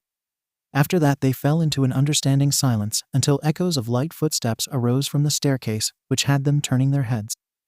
Kyoka Gyro topped the steps with the drinks they didn't need to order, a privilege they'd gained from coming here so long, and ordering the same thing each time. And knowing the barista, of course, Gyro had started working here early mornings and late nights, saving up for something, though she never exactly said what it was. "There's our girl," Bakugo smirked. "What took so long? Don't make me pour this on you. It comes out of my pay, but I'll do it if you make it worth it." Gyro put their drinks down, making sure to spill Bakugo's just a little. Bakugo swiped the drink near instantly and had downed half in a second. Todoroki would have liked to think it was for show, to impress Gyro, but it seemed to just be how Bakugo ate everything. He smiled a toothed grin, steam venting through. Todoroki held his cup, savoring the warmth in his hands. Gyro leaned against the edge of an adjacent table, wearing a plain brown uniform that looked like it itched to wear, and had her earplugs tucked up into a flimsy hat with all her hair, probably told by her boss that she had to hide her quirk. To answer your shitty question, it's because some middle-something-aged idiot took it upon himself to pay for his breakfast with pocket lint, his word, and a lot of yelling that I'm apparently supposed to know who he is, and that I'll regret it. It was safe to say that she and customer work didn't quite go hand in hand. You guys must have this place better soundproofed than our dorm, since we didn't hear that idiot screaming in your crazy grip. Maybe I just came up here to throw your sweaty ass out the window and onto his damn car. I can explode when I land, if you like. After how hard I throw you, you won't just not need to explode, but you won't be able to. They shared a grin. Needless to say, they bonded over the weeks Bakugo had started coming here with Todoroki. She'd been dying during her shifts, having to hold in all the rage the customers brought out. Bakugo, of course, being the one to make her burst. She'd gone into a tirade so loosely targeted at him that they'd known it wasn't just about him. And they'd made a deal then and there that she could blow off steam with them whenever she needed it. And though they hadn't asked for anything in return, she'd let them come up and use the VIP room. Mostly so her boss wouldn't punish her for how she talked to them. If you'll excuse me, I have a personal hell to get back to, she sighed. Bakugo turned back to the window without a goodbye, though he was smiling wide. A fact he tried to hide by holding his coffee mug to his mouth. Apparently unconcerned, she'd given him a pink one. There was no hiding how different Bakugo was now. Whether it was time, age, rooming with Todoroki, or just All Might's almighty fisting, he'd grown so much during his time here. Sure, he was still a prick sometimes, but he was a lot closer to an irritable jock than his old self. Complete with seeing some people as friends, and not just easy obstacles to be decimated. Complete with a crush of his own that kept him up at night. Whether Midoriya was lucky or unlucky to be in Bakugo's gaze remained to be seen. But either way, Todoroki doubted Midoriya minded one bit. Todoroki finally took a sip of his tea. So how long are you going to be out for, man? It sucks not having someone to run with. Being up and out that early, people driving past probably think I'm a damn psycho. Aren't you? Todoroki smiled, but it faded quickly. I don't know, man. It's not like I'm allowed to do hero work at the moment anyway, which is why it has to be now. If I did this any later, then I would be putting people's lives in danger for the sake of something as dumb and vague as self-discovery, right? That sounds just like the shit a hero would say. Then maybe I'm not so far gone. Bakugo shook his head, but avoided eye contact like he always did in serious times. Well, here's hoping it doesn't take too long. I don't want to finally earn the top hero rank and have it be because the damn competition dropped out. He ran his finger around the rim of his cup. Besides, I think I'm going to be needing someone to talk to about all this. If that's cool, you know? Just because I'm taking a break from my usual crazy training doesn't mean I have to take a break from my usual crazy roommate. Bakugo turned away with a smile, though Todoroki watched it in the reflection of the window. And the teachers are okay with you just going easy. They say what you expect them to say, really. I'm strong enough I could practically take a vacation and still be ahead. Bakugo rolled his eyes hard, but didn't interrupt. But taking a break could stunt my growth as a hero. Mostly though they say with Endeavor as my father, I won't have any problems getting work. And with him as my father, they all understand why I'd need the break. Bakugo roughed up the back of his hair. What are you even going to do besides work out and study? It's like 100% of your life. My life? I don't think you're one to talk. I'm not the one going on a break though, man. I know training is my life. Maybe Midoriya is changing that for you. Bakugo punched his arm, just lightly. But I don't have a Midoriya, Todoroki said, with more sadness than he expected. Bakugo slammed down his mug and jumped into a crouch on his stool. That's it, dude. All we gotta do to fix you is to find your Midoriya. Todoroki didn't particularly like being called broken. But then again, that was how he'd made it sound this whole time. Unlike you though, no one around me particularly interests me in that way. No one I've ever met, really. Maybe your Midoriya isn't a person, then. Have you ever done anything besides train? Even when you were a snot-nosed kid, thoughts came to mind. But they were all of training or things to assist training. He'd had time for art only as it taught patience, drawing as meticulous sketches of how a hero moved and fought. Mainly his father, as commanded by him. It had kind of stained the experience. I have nothing. Oh, come on. Just think of who you are.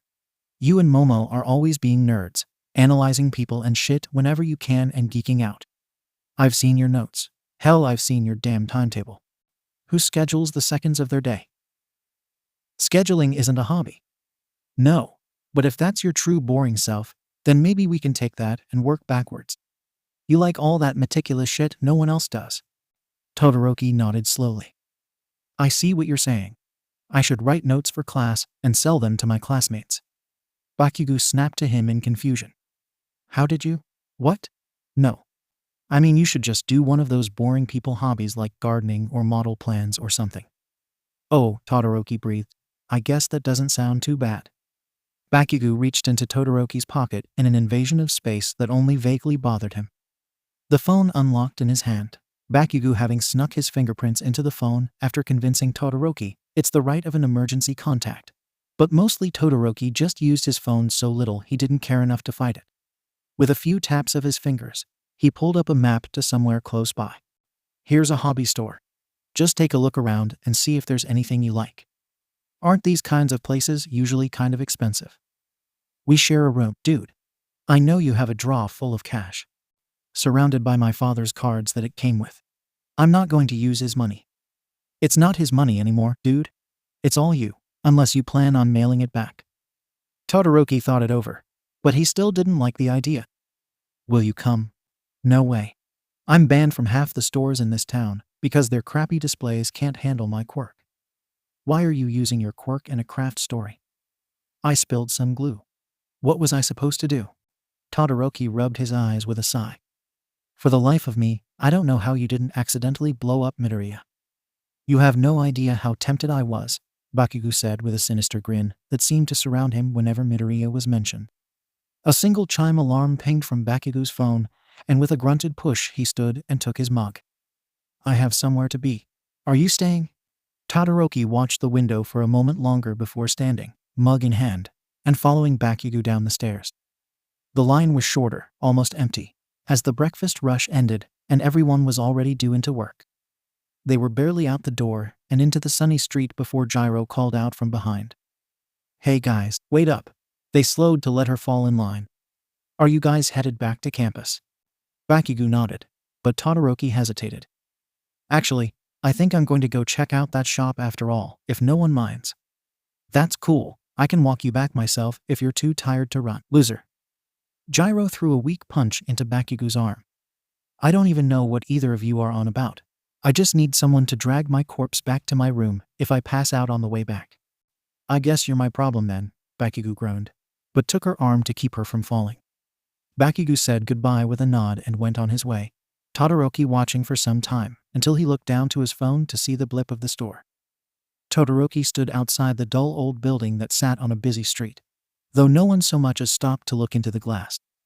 The displays behind the window were littered with piles of completed models of planes, trains, and everything else, as well as a completed and framed jigsaw of the Louvre. He took a breath, then chastised himself for actually getting nervous about a damn hobby shop. With a firm hand, he pushed open the door, a bell ringing his entry. Not uncommon for a small shop like this to know when people enter and exit.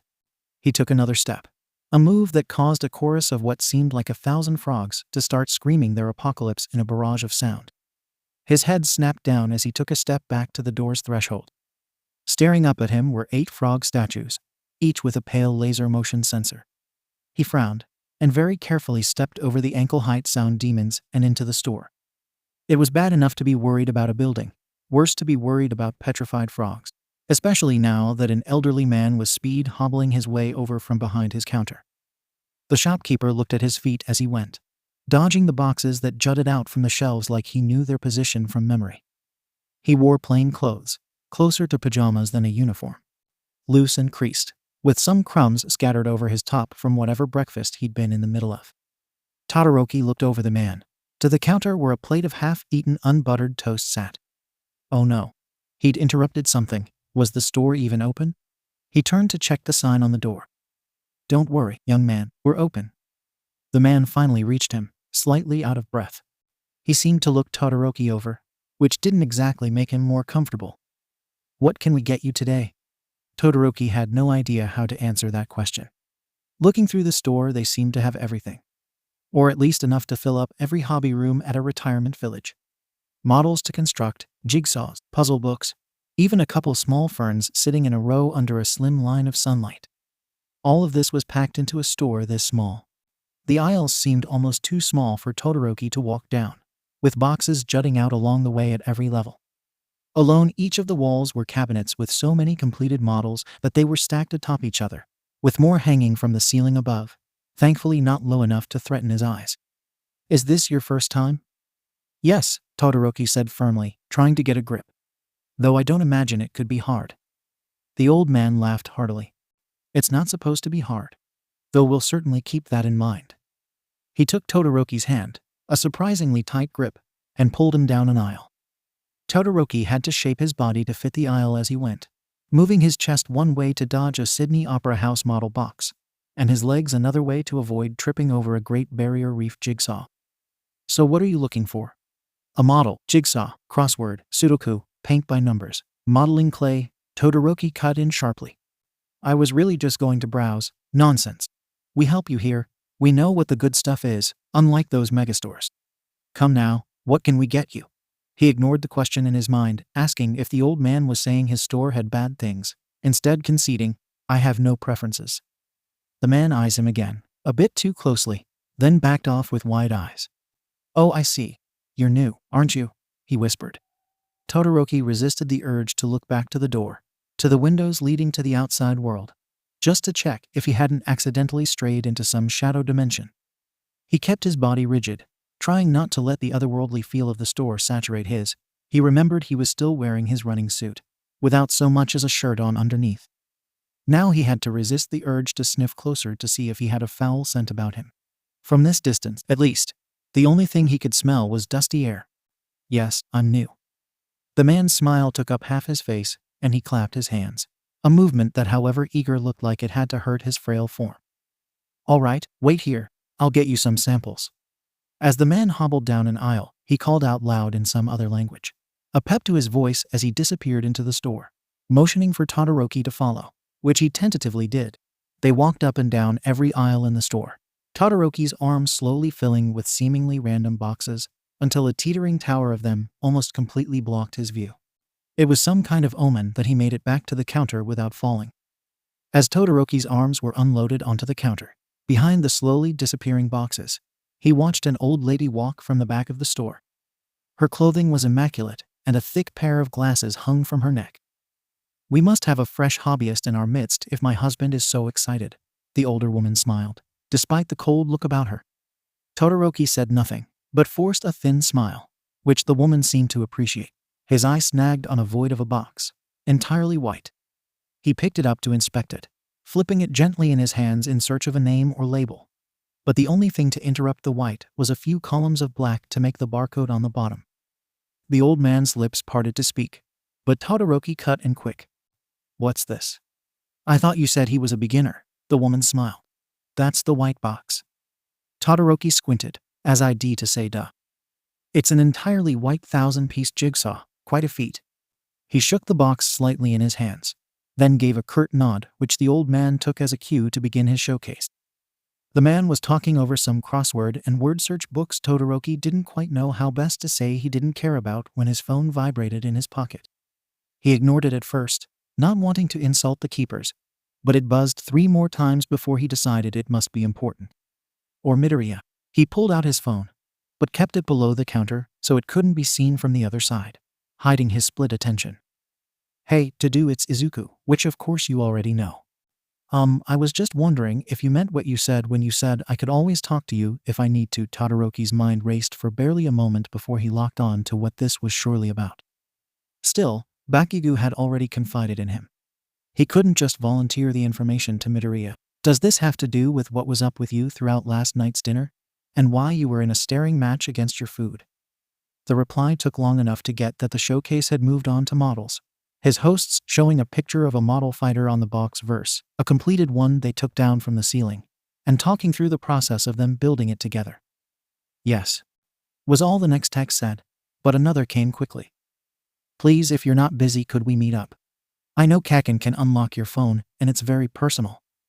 Todoroki looked around the room, only half listening to the story of how they built their first model together all those years ago.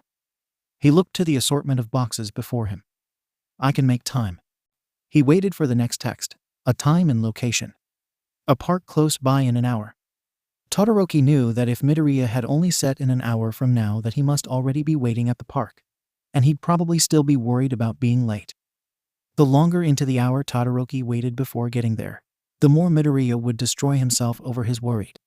The elderly couple finished their story with some kind of joke Todoroki hadn't been listening enough to get. But still, when he saw how they shared a moment in each other's eyes, Todoroki couldn't help but smile.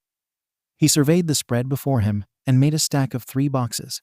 A Zero Fighter model for the meticulousness he expected from the construction, an adult coloring book just for something relaxing, and the plain white jigsaw, which the shopkeepers didn't let go without a low whistle. You'll have to come back and let us know how you go with it, they smiled. He turned to the door, this time not to check his existence in reality. And one more thing, he smiled. Todoroki left the store smiling, though he dared not turn around and look at it once he was out. Some primal feeling in his gut telling him that if he looked back, it wouldn't be there. Which was of course nonsense, but still not something he had slept enough to have to deal with today, should it turn out to be true. The park was thankfully close to empty. The day was bright and cloudless, but it was before the usual hour for lunch break, so only people with more flexible workplaces could be out yet. Midoriya was sitting on a bench, far enough away from the fountain at the center of the park that no one would try to sit with him, save for the horde of birds that surrounded him. Todoroki approached from behind, getting to hear Midoriya whispering to his feathered friends. You guys would probably hate him, he muttered. He'd probably try to blow you up. He debated waiting and listening for a moment, seeing what Midoriya thought when he wasn't under pressure. Knowing him, though, he'd probably still censor his thoughts, even to the birds. Midoriya looked around the park, a check Todoroki didn't expect to include over his shoulder. Todoroki gave a weak wave, once again becoming too aware that he was going through the day in a used tracksuit, except now with bags in each of his hands. You're early, Midoriya said, quietly, but his eyes stuck to his tracksuit. Are you sure I'm not interrupting? Todoroki put his bags down on the bench and sat on the other side of them from Midoriya. I'm on break, Todoroki replied, which made Midoriya look deflated. That means I have nothing but time for you. With a mostly forced smile, Midoriya turned to look back to the birds, though they were already starting to bob away in search of seedier benches. His friend was dressed in normal clothes, bagged pants and a plain shirt, though he was also wearing a green hoodie, a recent gift. Nothing seemed too off about him at first. Then Todoroki noticed how his normally poofy hair now ran flatter, and he was playing with his fingers, looking nowhere in particular. Todoroki wanted to find out what was wrong, but perhaps it was better with Midoriya to take things slow. So what did you want to talk about? He twitched his fingers, but didn't talk for a moment.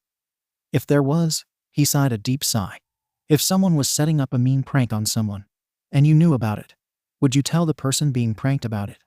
Todoroki was momentarily stunned. What was he talking about? He waited for Midoriya to look at him.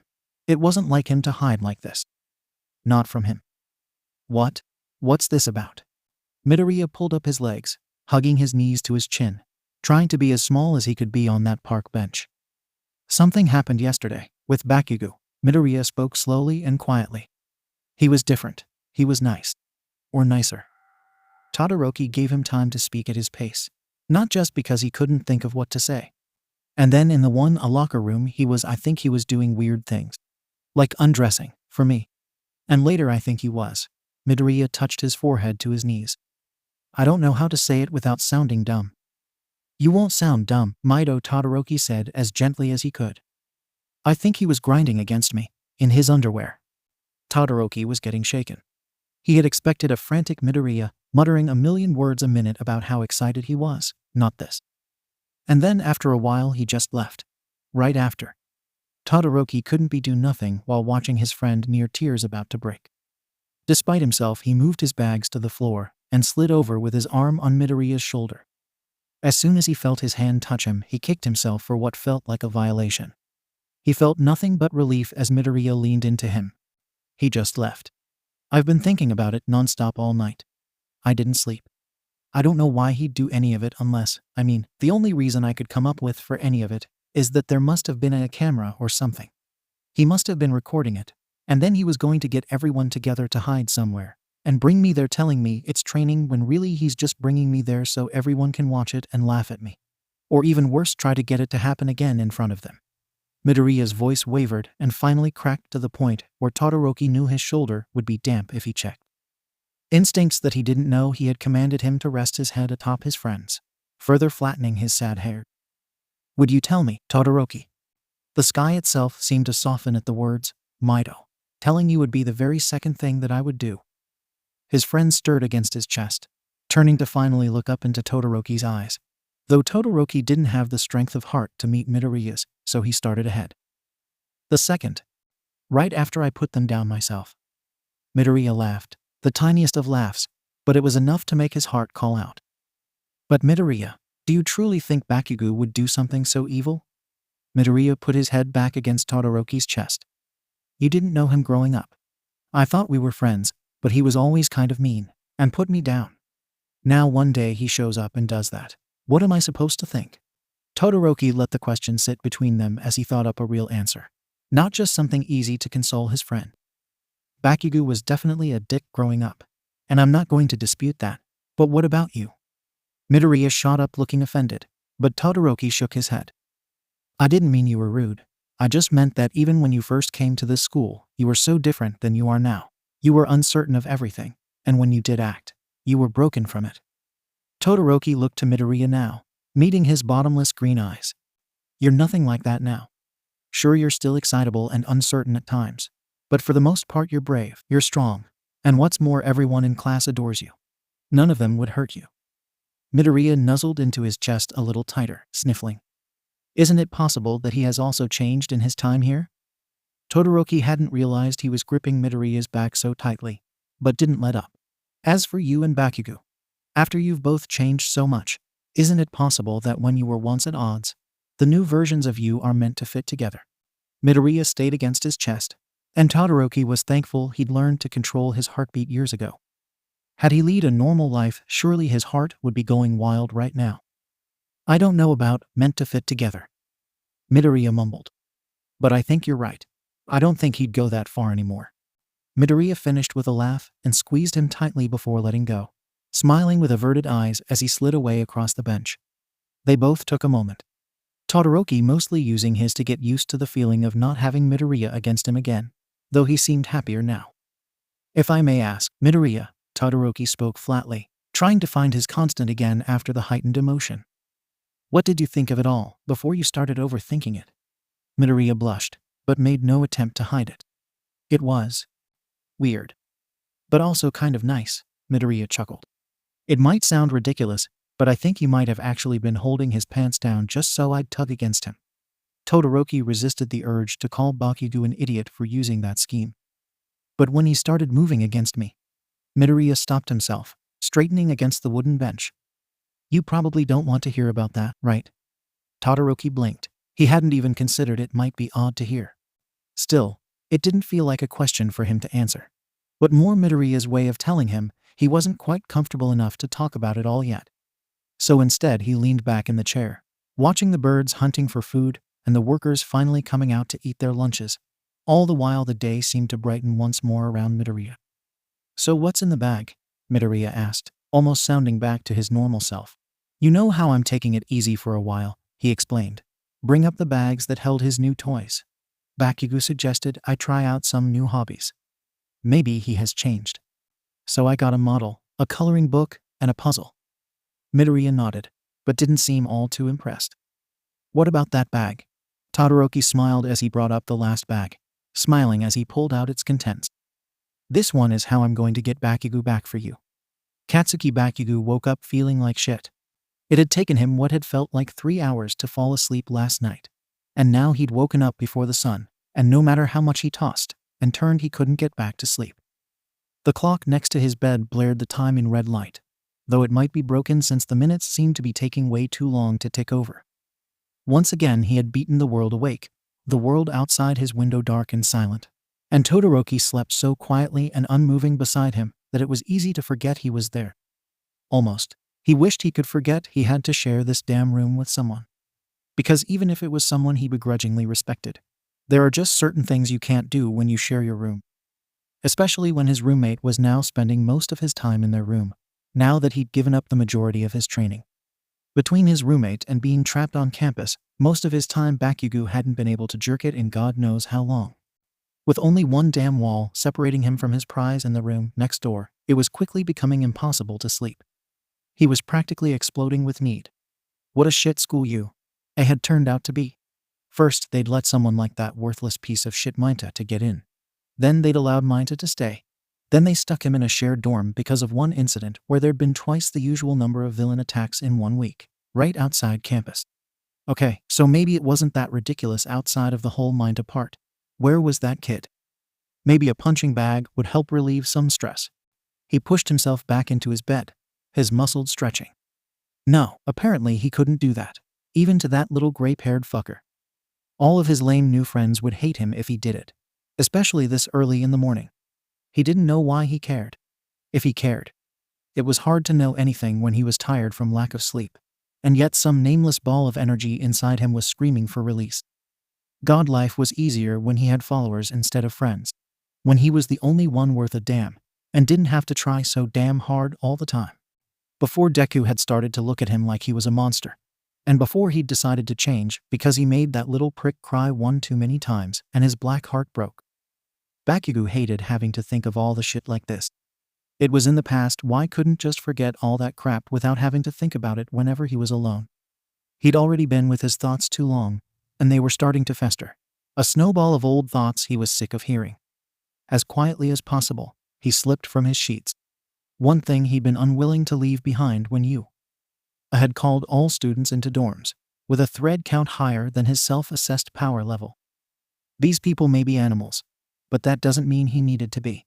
Still, he didn't need people finding out about it. Not because they'd made fun of him though. He couldn't care less what most of these people though.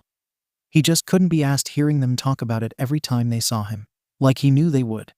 So he slipped on his low-cost, slightly itchy jumpsuit, just in case anyone got close enough to touch him before he could hit them away.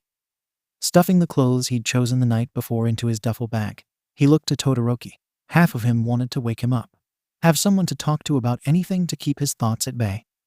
Someone who could keep up, but also didn't care enough to press him when he was done talking. The voice in his head whispered pathetic. It would be pathetic of him to wake Todoroki again, just for him. To need something from him twice in a row. It was fine when they went because they'd trained together. But now with Todoroki's lame new mantra, he'd know it was just because he wanted to talk. Friends was one concept he'd had to let himself trust. But being needy was something Bakugo would never let himself be. So instead he'd do what he did every morning before the sun came up. Sneak out without waking Todoroki. Not that he cared.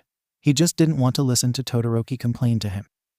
Then he'd go for a run, or sprint, or whatever the hell it took to let his heartbeat and breathing be louder than his thoughts. He crept to the door without waking Todoroki, reaching the door without so much as a creak until his foot planted in front of it. Asterisk ribbit ribbit ribbit ribbit ribbit asterisk. What the fuck? Bakugo jumped back a step and reached into his pocket for his phone, cursing himself for yelling so loudly, though the brick that was Todoroki was still unmoving in his bed. He flicked his phone over to use it as a torch, searching the room for whatever 𝐷emonSpawn had cried out in the darkness, but found nothing. Just Todoroki's piled clothes sitting by the door. With a grunted sigh, he took another step forward, and the incessant ribbit sounded again. Stunned by his sudden anger, he looked on for a moment. Then his attention snapped back to the pile of clothes. Todoroki's a damn neat freak. He arranges the pens on his desk by size before he goes to bed every night. He backed up to the clothes pile, cursing under his breath that before the sun had even bloody risen, he was sneaking up behind an abandoned shirt so it wouldn't croak at him. He swooped down on the pile, getting to the heart of it where a porcelain frog statue sat watching, sounding its incessant croaking again as it was freed from the pile of discarded clothes, which were all actually clean, of course. The frog began croaking again, but before it could sound its first ribbit, he stuffed one of the abandoned shirts into its mouth, muffling the sound and blocking the motion sensor he knew to be inside. He charged for the damn window, frog in hand, and a small series of explosions went off in his hand as he moved to blast the thing so far it wouldn't be seen again until the next goddamned moon mission. He stopped himself halfway through his room. Aizawa said that if he caused any more damage on campus, he'd be facing a suspension. Instead, with a constant stream of muffled curses, he stuffed the asshole amphibian into his pack and zipped it up to the end, then kept pulling the zip as hard as he could for a moment. The ball of nameless energy amplifying his anger tenfold. This had to be Todoroki's doing, but the idiot was still in his damn bed and didn't even get to enjoy his little prank. Whatever, the damn frog wasn't bothering him anyway.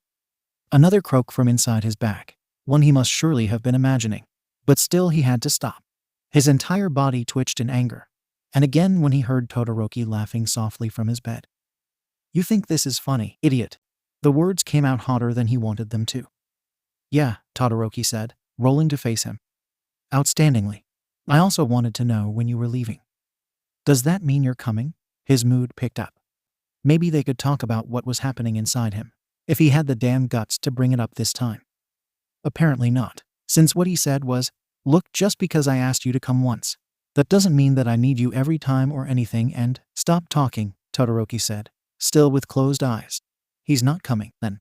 For a moment Bakugo actually felt something. He put a stop to that quickly and charged for the door, swinging it open. "Bakugo." He waited for Bakugo to turn and look back at him. "About Midoriya. You're coming on too strong, and he's getting freaked out. Pull it back a bit." "Yeah." Before Bakugo could think, Todoroki had turned back over with another chuckle. "That's fine." Bakugo felt some familiar emptiness gutting him, which Todoroki could go screw himself for causing. He walked the few steps to Midoriya's door and shrugged his pack into his hands. What could he have done to wrong the little twerp this time? He hadn't beaten anyone up in a long time. Hadn't blown up any property in an admittedly shorter time, but still long enough to prove something. Was Deku trying to convince Todoroki he hadn't liked what had happened in that locker room? Bullshit. He'd heard the sounds that came out of his mouth, the way he'd said his name. Bakugo certainly remembered.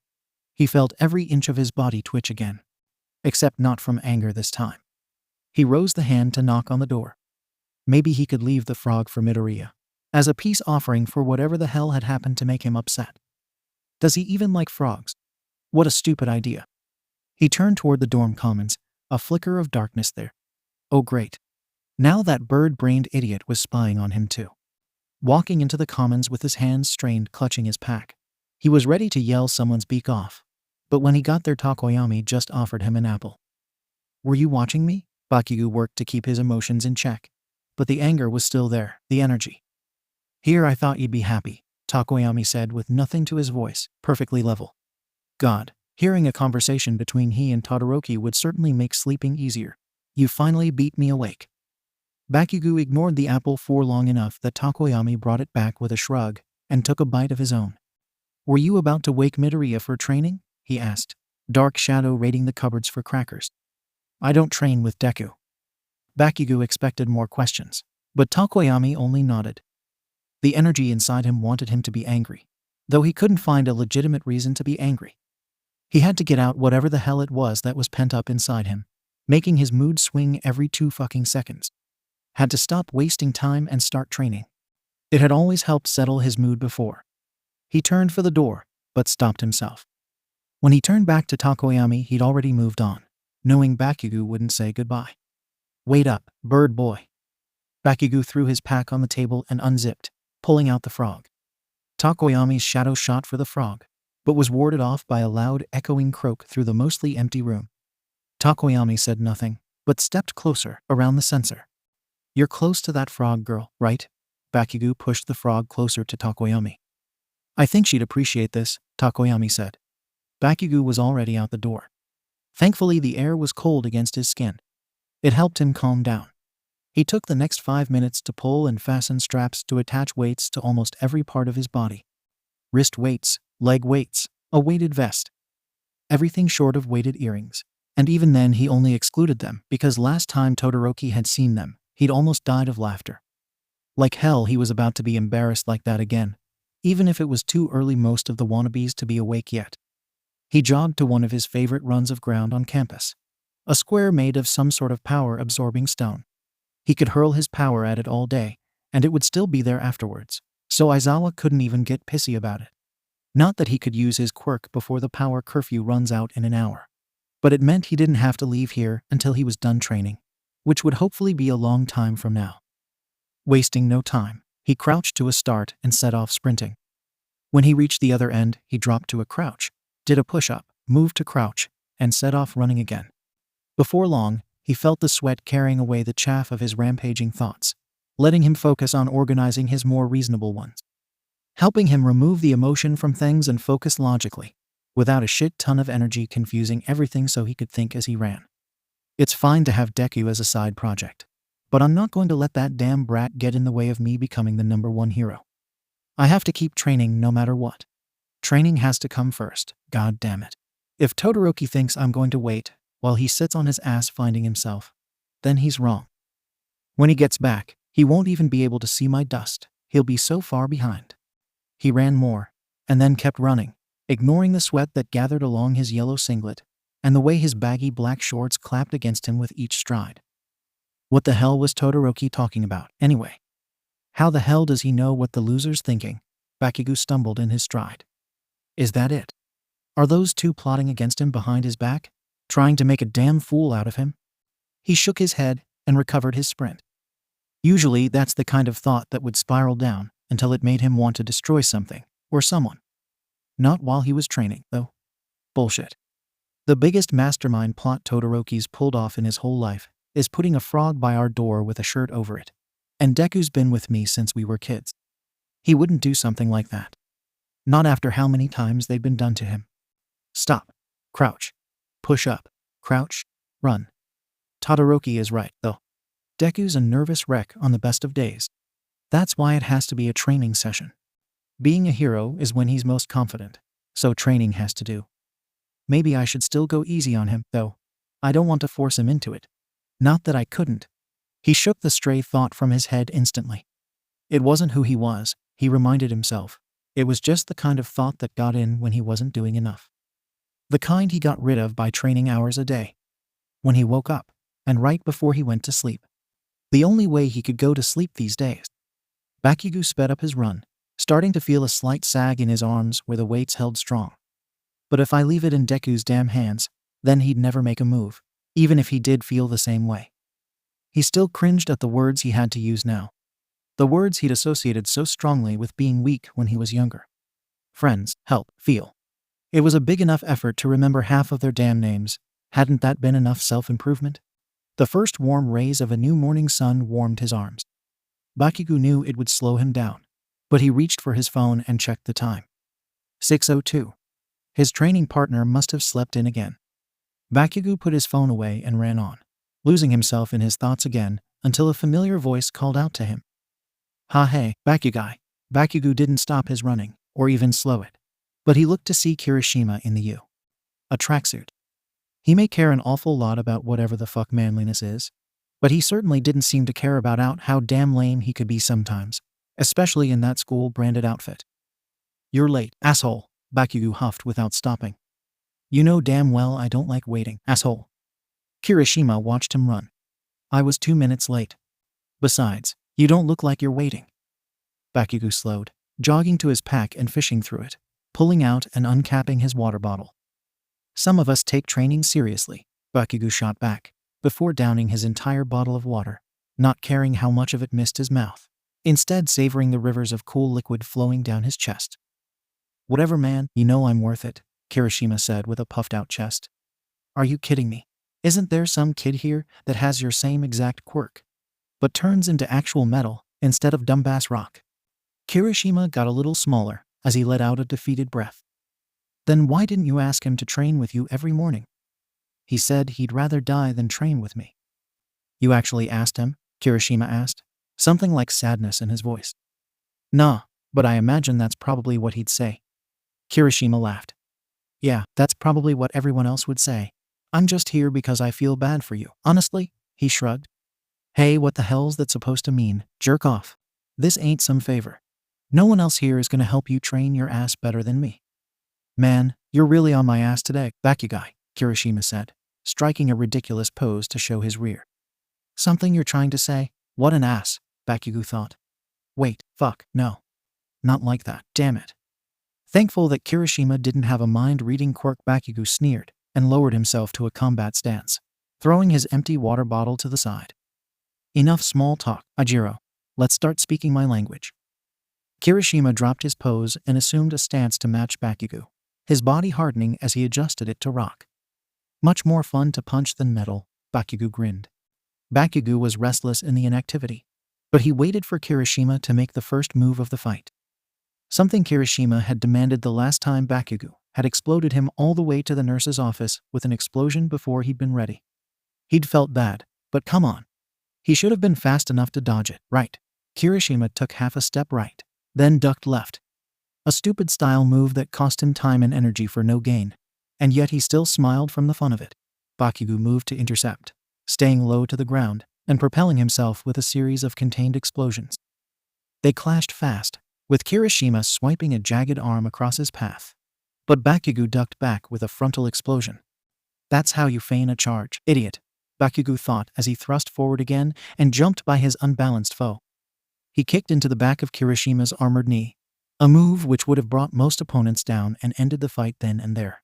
But his kick did little against the rock-covered leg. Still, it ended what they counted as a round. They had a system of rules that they'd set up for whenever they'd practice fighting against each other, though most of what they came up with was just how to keep score between them. Bakugo had taken this round by executing an attack that would have downed a normal opponent, without Kirishima deliberately blocking.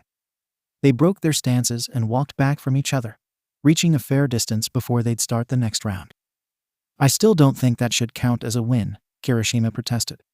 My quirk totally blocks that kind of crap. It wasn't too long ago that they'd fought until Bakugo broke through his rock armor, hammering away with explosion after explosion until he broke Kirishima's quirk to dust, taking most of his skin with it. Unless your quirk can block the nurse from kicking my ass for kicking your ass to the floor, then that doesn't matter. Kirishima just shook his head and assumed his fighting stance, waiting for him to do the same before moving again. A flash of red hair and a grin as sharp as Bakugo's. He waited for Kirishima to get close. Then with short bursts of his power, he flew into the air, arcing over him, until Kirishima's hand cut through the explosions and grabbed his wrist. Something only an armor-type quirk user could pull off without getting scorched to dust. With one arm anchored to Kirishima, and no way to free it in the air without leverage, he took the only option he saw. With 3 explosions from his free hand, he swung himself around, bringing his fist toward Kirishima, who just smiled and stepped free, letting go of Bakugo's wrist at the last second, Bakugo blasting himself against the concrete. Kirishima failed to contain his laugh as he watched Bakugo peel his face from the campus grounds, something he was having to do far too often recently. His face stung and his nose felt like it was bleeding, though when he checked it 5 times in 10 seconds, it showed no sign of having any actual blood. Bakugo ignored Kirishima's laugh momentarily, even though it sent daggers to his chest, as he quickly glanced around to see if any other students had seen what had happened. Luckily for them, it was still too early for most people to be out of the dorms, especially for a Sunday. Most people would barely be pouring their damn cereal, let alone training. And yet Bakugo was still the one with a face full of dirt. His mind tuned back into Kirishima's dying laughter, some frayed wire inside him snapping. Hey asshole, what was that for? Kirishima blinked with a confused shrug. For the score, I guess. I don't train with you so you can just win by dodging my attack. You don't train with me so I can let you win, either, Kirishima shot back, crossing his arms. Bakugo looked away with a pout, though his body ached with anger. I'm not going to ignore a glaring opening just because you'll scrape yourself. Kirishima sighed, followed by a burdened laugh he clearly forced to break tension. If I did that, then you'd actually be angry. He took a step forward. You think I'm not angry now? Bakugo was about ready to explode, but Kirishima butted in first, moving from his combative pose into loose stretches. Another trick to calm down Bakugo, showing he's not being confrontational. He didn't want to admit it was working, that the ball of white energy within him was moving back into a begrudging slumber. Dude, you've already looked around. You know that no one saw. Do you want to talk about what's really wrong? What do you mean really wrong? The fucking failed. I lost. I'm pissed. And I have every goddamn right to be. It'll make me stronger if I don't forgive myself for this. When Bakugo looked back to Kirishima, he was clapping his fingers together, mimicking talking, mocking him. Come on, man. I thought we were past this. Kirishima took a swig from his bottle, then threw it to Bakugo. Underhand. Do you want to talk about it or not? Bakugo caught the bottle, then let his muscles relax, taking a deep breath. That's the last thing I want to do, he said, taking a measured swig followed with a sigh. Right now I just want to fire off an inferno of explosions until I pass out. You're pretty fired up today. You're almost sounding like your old self again. Kirishima looked him over from head to toe. Did Todoroki freeze you to the ceiling again? Bakugo stared into Kirishima's eyes, hoping the seemingly endless energy within him could magnify his death stare. Kirishima raised his hands in surrender, and it was an effort not to grin at the small victory. Whatever it is, man, you have to find some kind of outlet. It sucks seeing you like this again. Losing all the progress you've made. Bakugo clutches his head. I've been running my goddamn ass off here since before you woke up. I don't know how the hell else I'm supposed to get rid of this fucking shit inside me. You goddamn pointy-haired piece of... He released his head, seeing Kirishima in front of him. I'm sorry. Kirishima didn't look like he minded, though he did smile at the apology. Bakugo brought up his shirt to wipe the sweat and dirt from his face. I spent an hour before you even got here sprinting with every weight I could find attached to me. Dude, I still feel like I could blow up the damn sun with my quirk. I don't know what the hell else I can try. It would probably help if you name it, my dude. Are you tired? Hungry? Happy? Horny? Bakugo cringed, though Kirishima kept going. Thirsty? Angry at someone? What's up? He took a last gulp from the bottle and handed it back, turning and heading for his pack, Kirishima keeping pace beside him. The night before he had spent more hours than he'd ever admit staring at the wall of his room. The pathetically weak plaster that was enough to keep him from his prize, who slept on the other side of that wall in his room. At what he guessed was the 10-hour mark of trying to sleep, probably more like one. He'd started to consider blowing the wall down and marching in and demanding Deku come with him before he finally passed out. He realized Kirishima was still waiting for a response. Why do you care, loser? It's what normal people do, Bakugo, Kirishima smiled. Just like friends help each other find a way to relieve stress. Like throwing watermelons off the roof? I think it might be better if we find something less destructive for you. Maybe you've been destructive so long you've built up a tolerance. Something, not destructive. Bakugo played up the robotic confusion in his voice for the joke, but thought of what exactly there was to do besides train. He thought to Todoroki sitting at his desk last night, working on an entirely white puzzle. What a stupid idea, even if he had suggested it. Bad enough working on a damn puzzle like a damn decrepit 80-year-old. I like running and mountain climbing, Bakugo said, some small part of him still cringing at giving up information so freely to his friends. I've been running every day. There aren't any damn mountains around though. Kirishima had a dumb smile plastered across his face when Bakugo finally looked at him. Don't look at me like that, nerd. It's disgusting. Kirishima just smiled wider. Whatever, man. You can keep pretending you're the big bad wolf if you want, but I've been friends with you too long to buy it. He punched his arm, light enough that he knew Bakugo wouldn't hit him back for it. Not to mention you got drunk at the last party and spent the whole time telling me you love me. That didn't happen. That's bullshit, and we both know it. Yeah, okay, not in so many words. You did follow me around like a lost dog though. And that's kind of the same thing, really. I hate parties, Bakugo sneered. A bunch of people I don't like trying to talk to me. A bunch of people you don't know. Same damn thing. They were about to leave for the showers when Bakugo spotted a plume of smoke on the horizon, rising from further into the city district, though he couldn't pinpoint where without higher ground.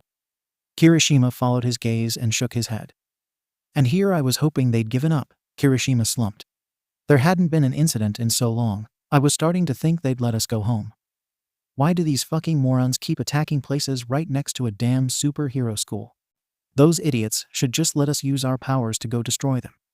Call it work experience or something, I don't care. Maybe defeating these shit-tier villains will at least take a bit of energy. Yeah, and if we damage the city, Momo can cover the cost, Kirishima suggested, facetiously. Their phones buzzed in their pockets, which Bakugo ignored knowing Kirishima would read his aloud. Warning, villain attack. All students must remain inside the campus grounds for security reasons.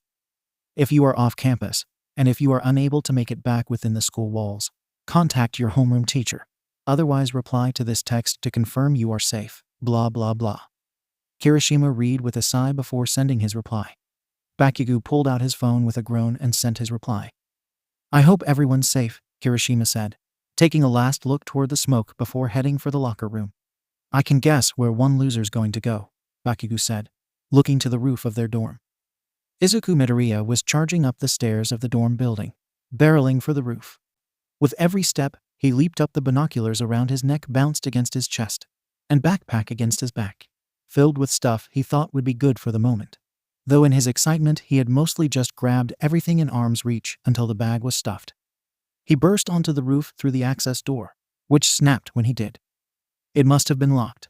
He felt bad only a moment before spotting the smoke on the horizon again and rushing to the edge of the building, throwing down his backpack and rummaging for his notebook. The notepad was full of superhero and villain notes, and between this one and the other volumes he kept under his bed, it had notes on every quirk he'd ever seen, even his classmates. He flicked to the next free pages, which he muttered a curse that was only 3 pages from the end of the book. Oh man, I hope this has enough room. Another plume of smoke exploded from the side of a building, and Izuku quickly shot his binoculars up to his eyes. And even though they had 10 times magnification, he still leaned dangerously far over the waist-height concrete wall surrounding the roof. His hands were shaking too much to keep the binoculars still, so the world he saw was shaky. And there was a lot of smoke to try to see through. But sat at the end of many roads, so he could see right down a main road to the incident. The place being destroyed looked like the downtown mega mall, a huge shopping complex that had all types of stores and was a popular hangout spot for all ages. Even Izuku had hung out there with his new friends. So what's the villain's motive for the attack? There was probably a lot of money to steal. But a place like that has a lot of security. And it wouldn't be unheard of if they had some heroes on retainer for a bit of extra attention and faster response times in a crisis. Sure enough, it wasn't hard to spot the heroes that came to the rescue. At least one of them. A giant purple glove cut through the smoke as 𝐴𝐿ady ran onto the scene, a hero pulling himself in on branched arms right after her. They stopped when they saw 2 twin fighter jets fly out of the rubble and smoke of the mall and into the sky, circling back to them. What the hell? Is that a quirk? Izuku shot his hand for his pen, but in his excitement he was shaking so much the pen escaped and fell off the roof. He made a panicked noise, not wanting to look away from the scene, but shot his hand into his backpack, keeping his eyes on the fight while groping blindly for a spare pen. He shot back up and started scribbling in his notepad as the jets shot past where 𝐴𝐿ady crouched in the road, and 𝐀𝐦 Woods had attached himself via bramble to the wall of a nearby building. The heroes started shouting something at the crowd that was building, and surprisingly they actually seemed to listen as they disappeared into the lobbies of the office buildings and cleared the roads. Izuku managed to keep one of the jets in his sights long enough to work out why. Attached to the wings of the jets were missiles, and it looked like there might have been mounted machine guns as well. Is that the quirk, Deku? Izuku jumped so high in fright that he would have gone off the roof if the familiar hands that grabbed him had been slower. Uraraka, you can't sneak up on me like this. What if I'd fallen? How did you even get up here? I control gravity, my dude. Izuku caught his breath, silently chastising himself for being scared so easily. But once he recovered, he gave a nod to his friend, who was already snapping photos of the scene onto her phone, probably to upload to her Instagram. I think so. I don't see how else those jets could have gotten there. It could be a transportation quirk, an illusion quirk, or a construction quirk, I guess. That's so cool. The jets were still just circling 𝐴𝐿ady, mostly ignoring 𝐀𝐦, though something seemed off. They still haven't fired any of their missiles, or even their guns. Do they not want to cause any more destruction? Or was it different now that it would actually hurt someone directly? Or maybe they can't even fire. It would certainly make the quirk more reasonable. But would anyone really be brazen enough to do this to such a public area without an offensive quirk? Izuku was scribbling down every word he was muttering, finishing with a question mark to the right of the blurb, since he hadn't seen the villain to be able to sketch them at all, and had learned the hard way he couldn't draw planes, though he'd of course try later. As quickly as they appeared, the plane disappeared from the sky, mid-pass over the amassing heroes. Why would it just disappear? Did their quirk time run out? Ochako asked. Izuku's mind went wild for a moment before settling on the only reasonable explanation he could see. Well, maybe not the most reasonable, but certainly the most interesting. They must have gotten away. I never saw the villains, and the heroes didn't seem to either. The planes must just have been a diversion. Ochako frowned beside him. Damn, I didn't even get a money shot for my blog.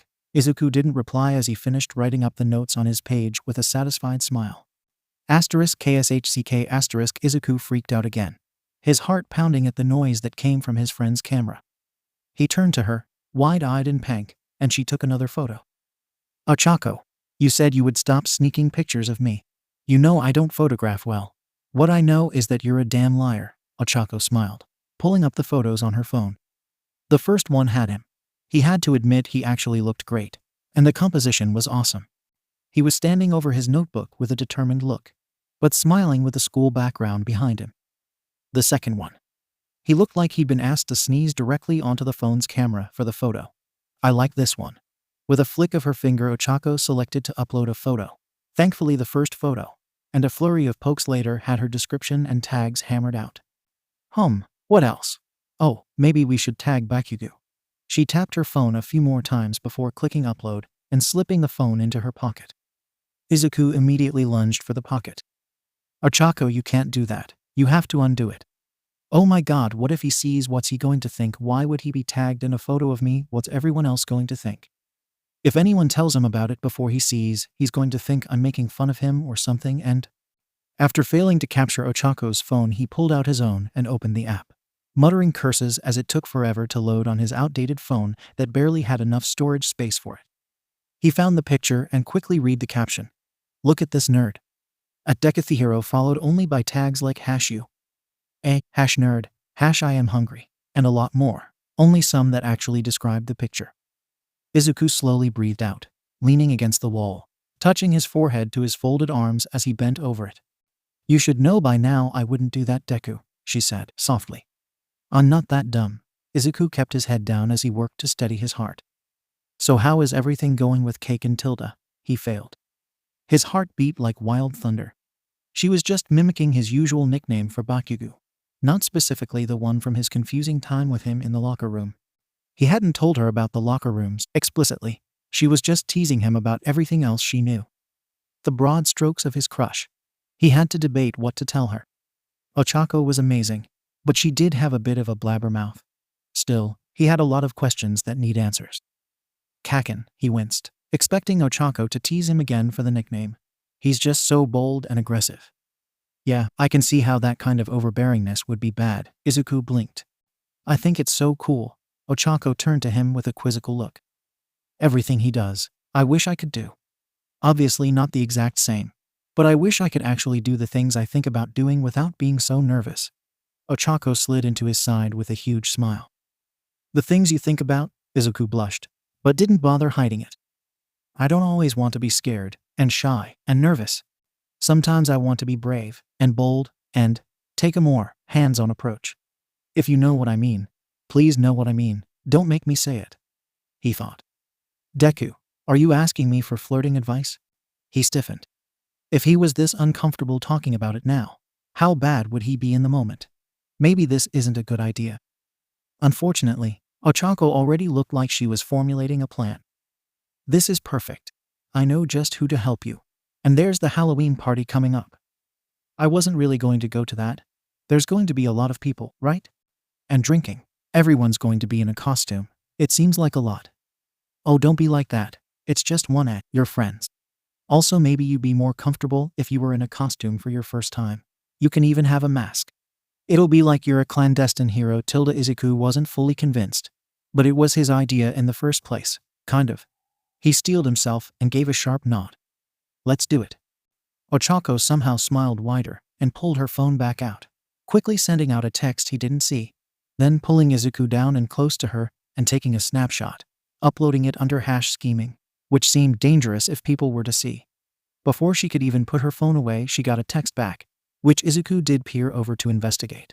Though there wasn't much to see. D-20. "All right, we're good to go," 𝐻𝐚𝐭 said, taking his hand.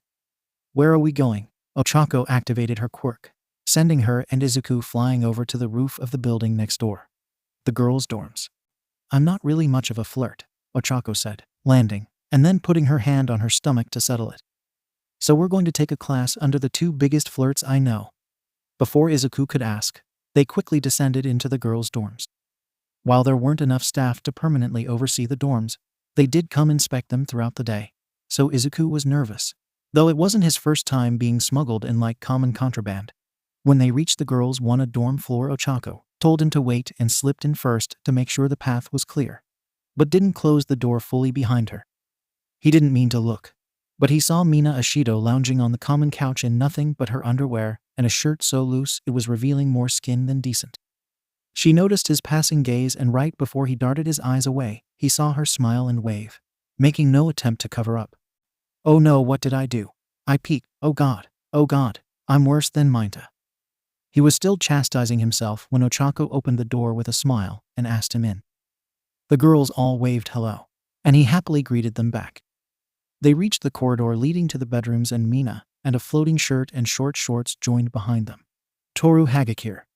He was walking on to 𝐻𝐡𝐤's room, a room he'd been in a couple times before, when 𝐬𝐻𝐬 took him by the shoulders and steered him into her room, the others following. He couldn't deny he was nervous, and the bright colors and messy piles strewn around 𝐬𝐻𝐬 and Toru's room wasn't making it any better.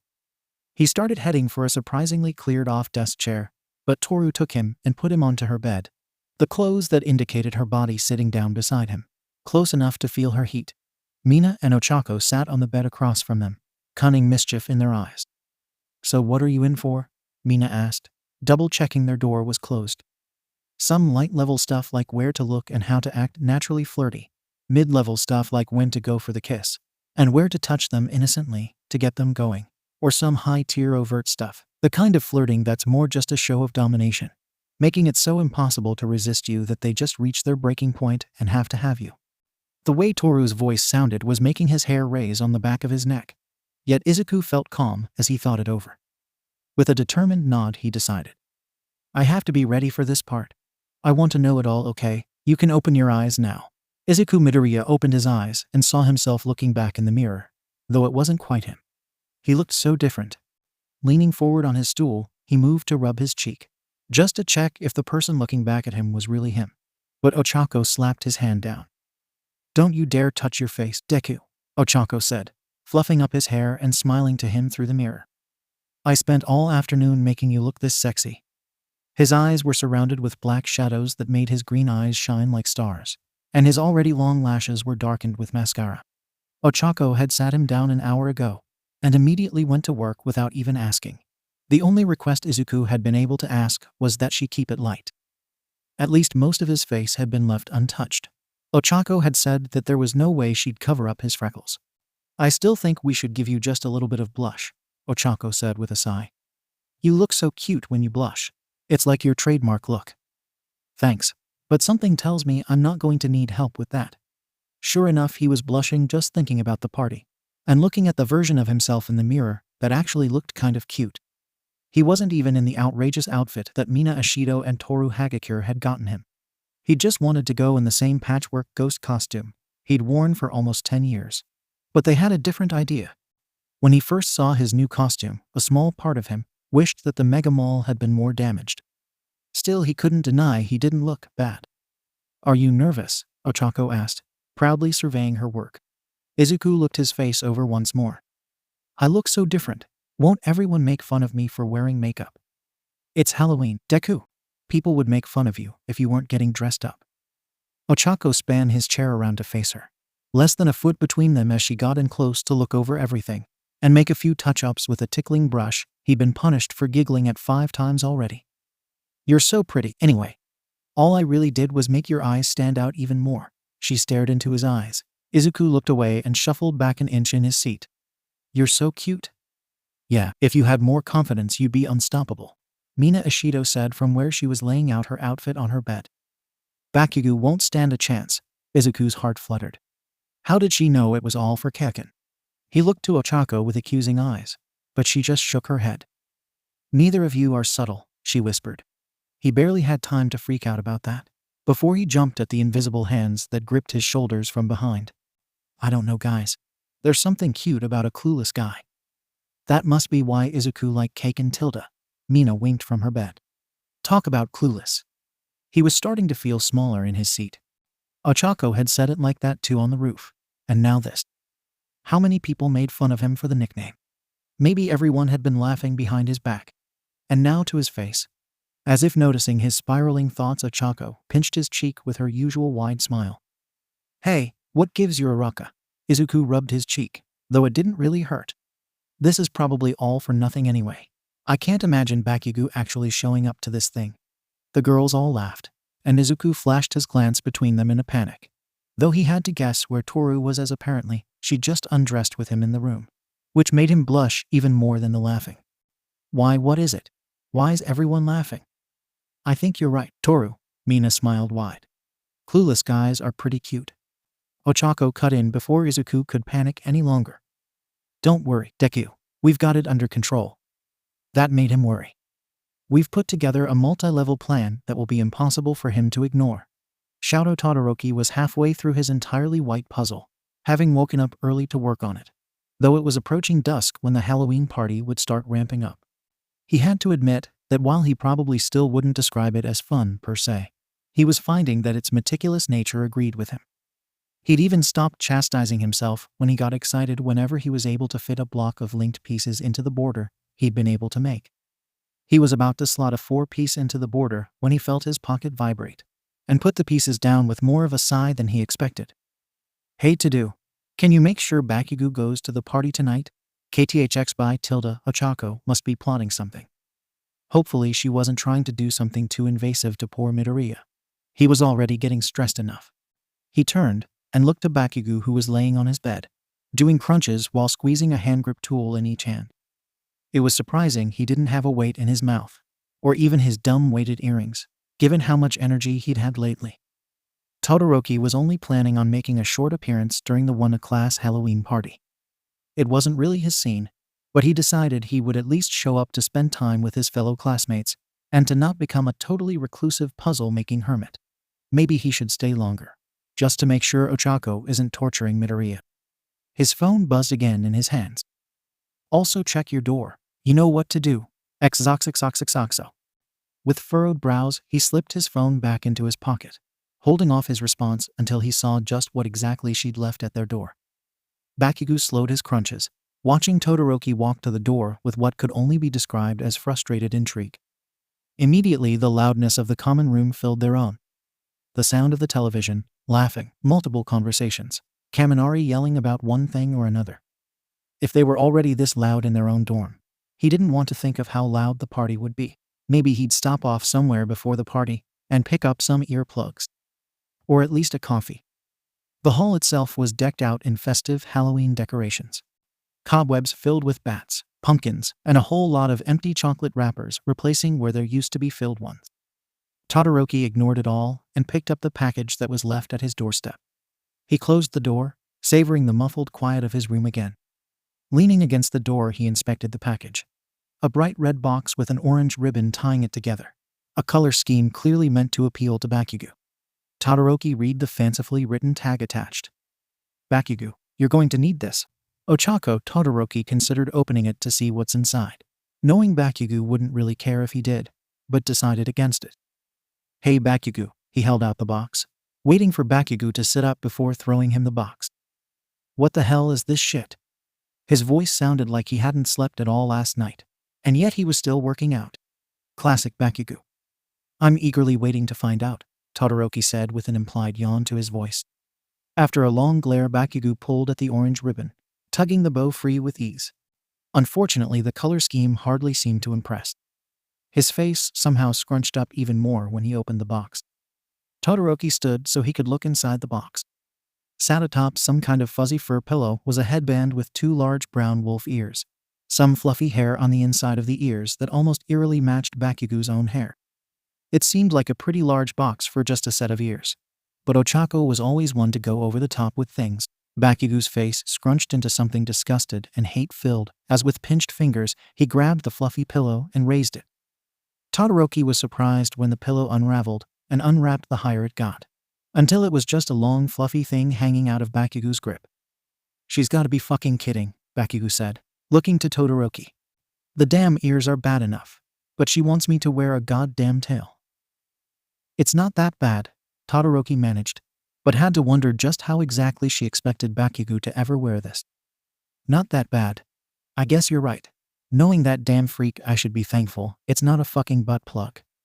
Todoroki watched him double-check that it wasn't. Were those damn texts you got about this?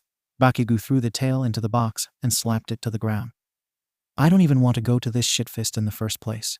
And despite the fact that this Halloween party is my personal hell, you two are trying to get me to wear a fucking furry outfit? Bakugo threw a pillow onto the abandoned box, just so he didn't have to look at it anymore. Todoroki rubbed his neck with a long sigh. Maybe this was the outrageous costume that Ochako was sending first, before sending the more reasonable one later. Or maybe she acting on behalf of Midoriya, and he was counting on Todoroki to get Bakugo there. The rusty cog in Todoroki's mind, dedicated to social prowess, grinded to a start at how he could possibly go about this. Unbelievable. You're actually still thinking of a way to get me to go to that party, Bakugo sighed, reaching for his weights. Come on, Todoroki, you're supposed to be the one who knows when to let shit go. Todoroki nodded with a hint of a frown, but his mind managed to find one last, and technically first idea that stood a chance of working. You know, Midori is gonna be there. Of course I fucking know Deku's going to be there, idiot. It's our goddamn class party, and last I checked he's in our class. Last I checked, so are you. But he actually likes all those people, and talking about useless things, and probably like dressing up as well, but that doesn't mean I'm going to that kind of shit just because I have a damn crush on him. Bakugo's anger faded, probably realizing he just yelled about his crush in the middle of their dorm room, with minimal soundproofing. The room was silent for a moment, as they both waited for something to happen, but nothing did. He didn't yell that loudly, and the common room had been loud enough it might have been drowned out. Just drop it, man. I have bigger problems. Like how the hell it's fucking possible to be this tired, and have this much energy at the same damn time. Todoroki nodded. He'd tried nothing, and he was all out of ideas. Maybe he should just let Bakugo stay behind. Maybe he might actually get some sleep or whatever it was he needed. He opened his desk drawer, taking out a small brown box, and putting it on his desk. He'd known the party was happening for some time, even after a month, though he hadn't been able to think of a proper costume. There had been a few ideas thrown around, like Two-Face from Batman, or Zuko from Avatar. But the idea of a costume based around his scar didn't sit well with him for some reason that felt childish. But Midoriya had understood immediately and gotten him a costume. Opening the box revealed a set of fake fangs inside. A vampiric design that he never would have chosen. But Midoriya did, and that seemed like good enough reason to go as a vampire to him. He took his phone and opened Snapchat, ignoring the insane amount messages he had from everyone in his class, and opened the front-facing camera so he could prepare his costume. It did make him feel bad whenever he opened the app and saw so many unopened messages. But one day he just fell behind replying, and it had just been building up ever since, and now it's just too late to go back. Of course, he still opened the messages from Midoriya and Bakugo. If only because if Bakugo was sending him messages, then he was probably in hospital. The costume was in one of the wrinkled plastic bags they always came in. He barely had to lift a finger to rip the bag open, the contents landing across his desk. Bakugo looked up at the sound, but quickly looked away with a groan sigh at the sight of a costume. Todoroki pulled off his shirt, dabbing his armpits with a scrunched-up shirt to remove any trace of sweat, though there was none. He shifted through the pile of clothes that came in the packet. A red and gold vest, black pants, a frilled dress shirt, and a black cape with red insides. All the colors of the outfit were 12 shades too primary, and the fabric was sleek and shiny, the kind that told of its poor quality. There wasn't even time for him to wash it, so it still smelled strongly of whatever bargain store Midoriya had found it in. Not that he wasn't grateful, but he walked over to his chest of drawers and sorted through his neatly folded clothes to look for anything that could fill in for part of the costume. The dress shirt was easiest to replace. A crisp white-collared shirt, though it didn't have the frilly ruffles, not that Todoroki missed them. The black pants were also an easy replacement. Everyone owned a suit, even Bakugo. He'd have to keep the vest and the high-collared cape from the costume pack, though. He didn't own anything nearly so gaudy. After he was all dressed up, he moved to his phone to check himself out. Not to be vain, but just to make sure what exactly he was going out looking like. Bakugo watched the whole time from the corner of his eye, something Todoroki had grown used to. Truth be told, he looked all right. He liked the toned-down version of the costume much better, though he had to hope Midoriya wouldn't be upset with his changes. He dipped the fangs into a glass of water on his desk, then wiped them with a cloth. Without any alcohol in his room, it was the best way he could clean them. With bared teeth, he slid on the fake ones. Elongated fangs to complete the ensemble. In some weird way, they suited him. You look like a damn loser. What a stupid costume. Thanks, Midoriya chose it for me. Bakugo shot him a look that tried to say like I care, but seemed hollow. Todoroki thought of making one last play, trying to get him to go to the party. But when he stood and turned to Bakugo, he was waiting stern-faced, probably already with several arguments and twice as many insults lined up. He sighed. I'm going to leave you here, to do whatever you need to do, but I really do hope you at least make an appearance, Bakugo. Bakugo gave him a long look, then only nodded as Todoroki headed out the door, already slightly late for the party. Though he was still going to go get a coffee, hopefully filling up more of the night. Todoroki walked through the urban training area where the class parties were being held. The entire area was already abandoned and dark on the best of nights, but tonight it was also littered with Halloween essentials. Spooky figures in windows, creepy light-up eyes in high-up places and alleys, and pumpkins everywhere. After some walking, a sign pointed into the building before him, and the sounds of what he'd been told meant it was a good party came down on him from above. Obnoxious laughter, some shouting, and of course the sound of music that seemed far too loud.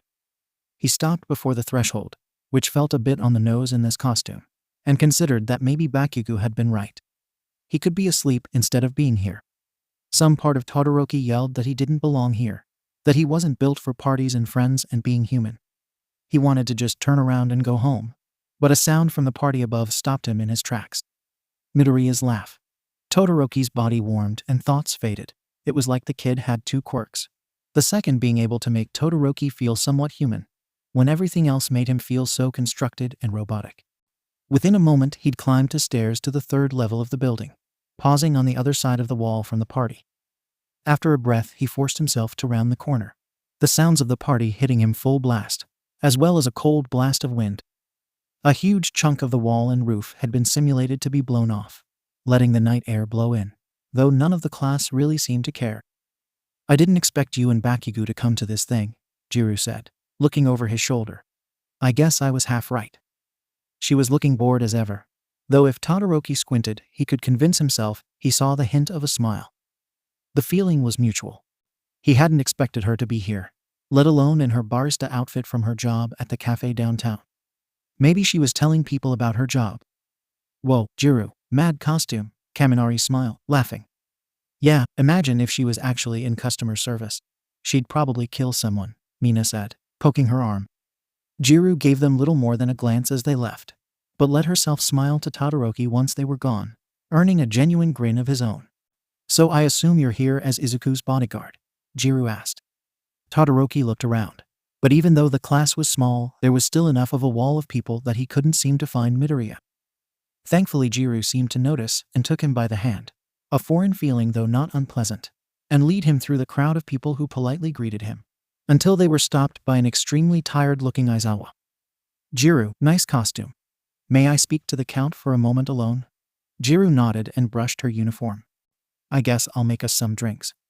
Aizawa waited a moment after she left, then let himself slump even further, which Todoroki was surprised was a possibility. His loosely tossed capture bandages were barely wrapped around him to form the guise of an Egyptian mummy, though his eyes whispered, "Please end my suffering. I've been asked to keep watch over the class 1 party as I am your homeroom teacher. All Might wants to be here, but he's dealing with some things in the city. I personally want to be sleeping, so I've made a deal with Ida, as the class president, to watch over the party for some extra credit." They both turned to look to Ada scolding people for spilling a droplet of punch in an abandoned building that gets destroyed daily. I just wanted to ask that you help keep an eye on things, yeah? Todoroki gave a firm nod that seemed to be enough, and Aizawa set off in a low skulk for the doorway, trying to avoid the eyes of the students as he escaped the party. Todoroki watched him slip from the building before turning back, Jiro standing there with their drinks. Drink up while you can. Apparently this is getting spiked later. Todoroki had no idea what that meant, but was distracted quickly by how intently she was eyeing up something distant across the room. He followed her gaze to where Ochako stood with a cluster of classmates, Midoriya in the center laughing with a wide smile. Todoroki felt his essence soften at the sight. Of course Midoriya was going as a ghost again for Halloween, though he wasn't wearing his typical patchwork sheet outfit. Beneath fluffy green hair his eyes were shadowed, the green of his iris shining like a beacon in the darkness. His chest was hugged tight to the muscle by a bone-white dress with a deep V-neck that showed off his collarbones, with long sleeves that hugged his arms just as tight. The dress only had 2 loose parts to it. a bagged hood that sat atop and behind his shoulders, and a flowing layered skirt that finished far too high up his thigh for comfort. It was like he bought the wrong size dress, but decided to wear it anyway. At least under a mile of pale leg, the red shoes he wore were still the same as ever. He pulled out his phone, opening Snapchat and taking a picture of Midoriya, capturing him mid-laugh. Though he was laughing right now, it would have been harder to take on straight-faced. He sent the photo to Bakugo with no filter, no words, nothing but the view of Midoriya laughing in his dress that barely contained him. But at the same time, despite the hardness of his body, made him look so very soft. He turned to Jiro, trying to think of what to say. She just gave him a look as if to say, "Yeah, we're all thinking it." To do. Todoroki whipped around at the sound of his nickname in Midoriya's voice, the boy already half running for him with open arms. He watched white arms wrap around his waist, and had to focus hard to keep his powers from erupting at the touch. "Mido, you look." Todoroki had to take a breath to find the words, but chastised himself for the pause when Midoriya deflated slightly. "Phenomenal." Todoroki wrapped his arms tightly around his friend until Midoriya finally withdrew, cold rushing into the warmth he brought to Todoroki's body. "You wore your costume to do." "Of course, it was a gift." Midoriya smiled. "Can you guess what I am?" They took a step apart, Todoroki looking over his outfit for show. It wasn't hard to guess. Midoriya pulled up his hood over his fluffed hair. It was white with 2 holes cut open for the eyes, and for some reason he didn't quite understand, there were 2 small white earls on top like a rabbit's. Maybe just a touch to make him feel more comfortable. Before Midoriya could move, Todoroki snapped another picture, though he didn't send this one. "Hey, what was that for?" Midoriya protested, but his smile and blush seemed permanent. "You're a ghost, of course," Todoroki said, avoiding the question he had no answer for. "I'm going to go mingle. You do look amazing though, Izuku," Jiro said. A layer of blush was added to Midoriya's face, but his smile faded fast after she was gone. He looked through the crowd, looking for someone. Looking for Bakugo. "He didn't come, did he?" Todoroki put his hands on Midoriya's shoulders and waited for him to meet his eyes. "He's on his way, Mido. He was just having some trouble with his costume." Midoriya's eyes widened. Todoroki struggled not to lose himself in them. He's wearing a costume. So it really was all Ochako's idea, then. "It'll be a surprise. Stay with the party, I'll be back." Midoriya looked unsure for a moment, but then nodded with renewed determination. Katsuki Bakugo arrived at the decrepit stain of a building where the class Halloween party was taking place. Every 10 feet he checked over his shoulder just to make sure no one actually saw he was going to this damn thing. At least no extra witnesses than there needed to be. He checked around him once more, but there was nothing but darkness, empty husks of buildings, and a creepy amount of pumpkins. Slipping into the alley beside a marked building, he tried to hide from the sounds and lights of the party above, pressing himself into the wall. As long as he was still outside the building, it wasn't too late to just go home and punch a wall until he passed out. He pulled out his phone, the picture of Midoriya filling his screen from where he'd already set it as the lock and home image. An underhanded attempt by Todoroki to get him to come to this lame event. Which of course had fucking worked. Bakugo zoomed the picture in, Midoriya's face filling the width with a ridiculously perfect smile. Directed at someone besides Bakugo. Fucking Todoroki hadn't even gotten the photo head on, so he couldn't even pretend the smile was meant for him. Well, if there's to be a point to this night, then that may as well be it. He'll hide in the crowd and sneak a picture of Midoriya where he's looking at the camera.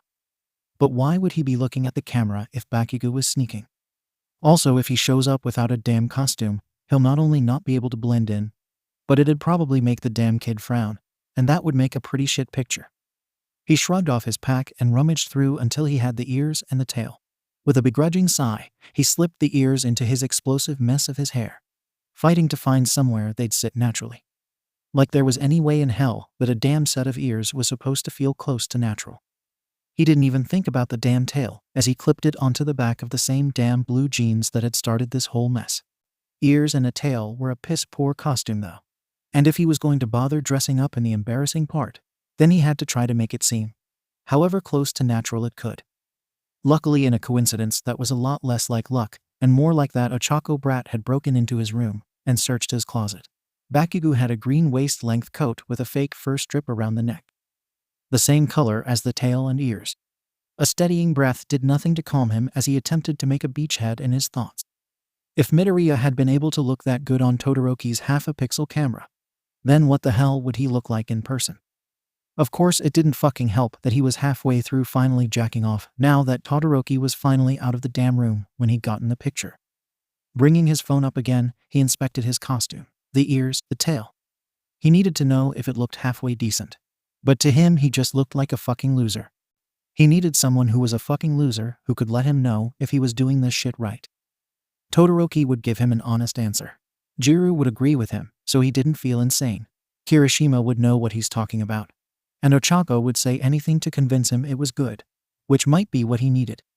He was about to send the snaps out to all four when Todoroki turned the corner from the party. I thought I heard someone muttering out here. Listen, guy, if you've got something to say about me common runnin' all the way out here, then just shut up about it, okay? Because we're both here for Midoriya. Trust me, I get it. Another damn quirk of his. Getting people to do dumb shit for him. How many quirks is that now? Bakugo shook his head, but was starting to feel something that was almost comfortable. Todoroki motioned his hand out of the alleyway, and after a confirming nod, they left the alley and entered the building. There was no going back now. He was in this until he got to see that loser's smile, not only firsthand, but to him. That might start to be enough to make this wretched night worthwhile. 2 flights of stairs later, they were only a doorway away, Bakugo wincing at the sounds of some dumb pop music that was already too loud, which Todoroki seemed to notice. Yeah, this is how people feel when you talk. Bakugo ignored him, realizing any comfort he had felt was fleeting at best. He turned back to Todoroki with a huff. Am I ready for this, man? Todoroki smiled. Not even close. He shot his extremely unhelpful friend a dirty look. You're just trying to psych me out. Screw this shit. He's a fucking loser. I've seen him trip over his own feet more times than I can count. I'm getting worked up over nothing. I'll just play it cool, take it easy. Bakugo wanted to punch Todoroki when he just kept smiling. Screw him anyway. It's not some dashing rogue in there, it's fucking Midoriya. The dude's as charming as a goddamn spork. No matter what he's wearing. He rounded the corner, Todoroki staying a step behind. The full volume of the music hit him like an annoying brick. But his eyes cut through the crowd in an instant to where Midoriya stood at the far end of the room, smiling and laughing to those gathered around him in a way that made Bakugo clench his fists. Not because he was jealous, just because he'd come the whole way here. Yeah, Midoriya's dumb fluffy hair was even fluffier and twice as dumb. And he was still wearing his stupid ass red shoes, had the same piercing green eyes, except around those eyes was dark makeup that made them shine like stars, and above his dumb shoes, above about a mile of pale leg, was the layered bottom of a perfectly white dress. The dress was loose at the skirt, yet hugged his chest and arms tightly to the muscle. A contrast like how Bakugo's pants used to be slightly less tight. Bakugo felt like if he got any lower he would probably be able to see up Midoriya's dress. Unfortunately, when he crouched in the doorway the view didn't change much. What the hell was that damn nerd thinking dressing up like this? Who the fuck had let him wear a dress? What the hell? There were 1,000 costumes Bakugo would have been ready to see Midoriya in, but a goddamn dress looking like that. Midoriya wasn't supposed to be that fucking cute. Bakugo felt like he was breaking. What are you doing down there? Todoroki said, standing rigid beside him as always. He stood up with his back to Midoriya, though it felt wrong to look away. What the hell does he think he's doing over there? Having fun. Talking and laughing with all of those losers. Bakugo folded his arms with a pout. What the hell is that shit? Having fun. Yeah, fuck that shit. He should be over here with me. So instead of having fun over there, he should come and be miserable with you. Damn right. Todoroki sighed. Bakugo knew what he was saying was equal parts dumb and selfish, with 100% overlap of not meaning a word of it. But something in him was rebelling at the thought of Midoriya being that happy with everyone else. Especially when Bakugo's best plan of making him happy had apparently ended with Midoriya telling Todoroki he hated it. That's why he couldn't just walk across the room and pin the damn nerd to a wall and shove his tongue down his throat and a hand up his thigh. Bakugo's heart felt like it was collapsing and reforming 1,000 times a minute. He barged past Todoroki out of the party, actually fucking hiding, behind the concrete wall that separated them. After a moment, Todoroki rounded the corner. I thought you were playing it cool, Bakugo didn't even bother with a death stare, as he was clutching his heart in a feeble attempt to steady it. Todoroki slapped his hands aside and put a frozen hand over his heart. The cold seeped in and the chill reached his heart. Bakugo couldn't tell if he was helping, but at the very least it was taking him into a familiar numbness. "What the fuck's happening to me, man?" "I have no idea," Todoroki said, steady as ever. "But you're starting to freak me out. If you were worrying Midoriya before, I can't imagine what he'd think if you went up to him now."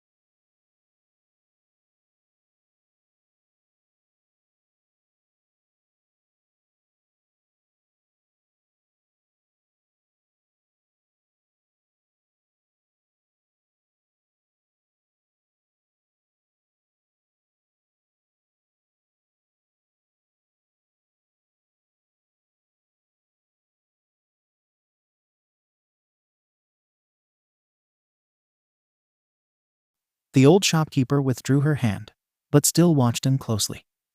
Well, at least if you do get scared, we'll have enough customers to pay it off fast. You could even get a job here to pay off the damage. We could use another set of hands around the store. He gave her a look that told her he'd rather die than work here. Why are there so many damn losers here? Is today some kind of National Nerd Day or some shit? The old woman chuckled softly. No, dear. But ever since the attack on the mall, business has been great again. I didn't know this many losers even went to hobby stores. Well, being the only one in town means we get all the customers. She paused to smile to some customers entering the store to more crooks. The woman laughed again, but Bakugo just watched the people walking through the tiny aisles of the store. At least all these customers meant that the cramped aisles actually have room to walk in now without hitting every bone in his body on some damn box or package. Enough chit-chat. You guys used to have a general store, right? Bakugo questioned. Oh, yes, we had everything in that store, until we had to close it down. It was the one that made more money, but this one was always his dream, she said wistfully. Yeah, that's great, and I probably care and all, Bakugo yawned. But do you still have any old stock or anything laying around? I need some fireworks. Why would you need something like that so urgently? She asked. But she was already hobbling for the back room. You wouldn't be trying to vandalize now, would you? What? Why the fuck would I vandalize something with damn fireworks? Bakugo debated staying quiet, but quickly realized he didn't care what she thought anyway. It's for a date. As he expected, she started moving quicker, reaching the counter where the old man was tending to a short line of customers, which still seemed long for a damn hobby store. Oh no, who let you back in? The old man joked. I hope the frogs are still in one piece. Bakugo avoided rolling his eyes by instead clenching his fists so tight he felt like his fingernails were cutting him. He has a date and needs some fireworks. Do you know if we have any? We always have some lying around. Are fireworks a hobby? Bakugo questioned. Well, we're mainly a hobby store, but we also cater to seasonal trends, the old man explained while tending to the customers. In summer have hats and sunscreen. In spring we have raincoats and umbrellas. And in festive seasons we have fireworks. We don't always sell out though, since the mega mall. Well, that's gonna change this year. The old woman smiled. Of course the incident was bad, but for us it's good. But we should have some unsold stuff we can get for you. Just give her a moment, and I'm sure she'll find something. Bakugo backed off from the counter, not wanting to look like a lost mutt as he waited. He tried to find something on the shelves to distract him from his growing nerves before he had to kick his own ass. Like usual, that damn Ochako brat had somehow made sense. He had completely blown off Midoriya after the party, when that dork had tried so hard. Now there was probably a time limit before he just stopped caring. Before that happened, Bakugo would have to make his move. He chastised himself for chasing his thought down the rabbit hole and quickly looked for anything to distract him. Glancing over the models of planes, trains, and automobiles only made him more bored as he wondered what the hell Todoroki had been thinking. Hey mister, are you the guy from the sludge villain attack? Bakugo spun around quickly, fists clenched and a tirade of expletives ready for his next victim. He had never liked being noticed for that, and the further he got from it, the more it annoyed him when it came up. People actually praised him for falling victim to a damn villain just because he was held hostage by a damn villain and got saved before dying. When he turned, he had to look down to see who had called for him. A child, somewhere before puberty and after birth, was standing before him with an all-might coloring book in his hands. Almost all of his anger subsided, though some was kept in reserve in case the little shit tried to start anything. Yeah, kid, that's me. Wow, you're so cool. The kid's eyes were practically stars. I can't believe I get to meet a real-life hero. I'm not a hero yet. But you beat a villain. That makes you a hero. Bakugo grinded his teeth, but tried to look content enough. Being a victim that lived doesn't make you a hero. It just means someone better than you was around to save you. It still pissed him off to no end that the first time he saw All Might in action was when he had needed saving. Can you sign my coloring book? Bakugo was surprised, but his hands knew what to do and took the kid's pen and squiggled his name. His bare name looked like a pretty trash autograph, though. What could he add? An underline? An exclamation? With a self-satisfied smile, he added an explosion to the end of his name and handed it back, the kid smiling like a damn idiot before his dad called him back over. Bakugo was still watching the kid when the old woman came back with a box of fireworks and pushed it lightly into his hands. How much is this? Bakugo asked, inspecting the slightly wet box from where it had obviously been wiped for dust. Well, they are in high demand right now, the old woman smiled. I can do you a deal, though. If you buy something with it, then I'll throw it in for cheap.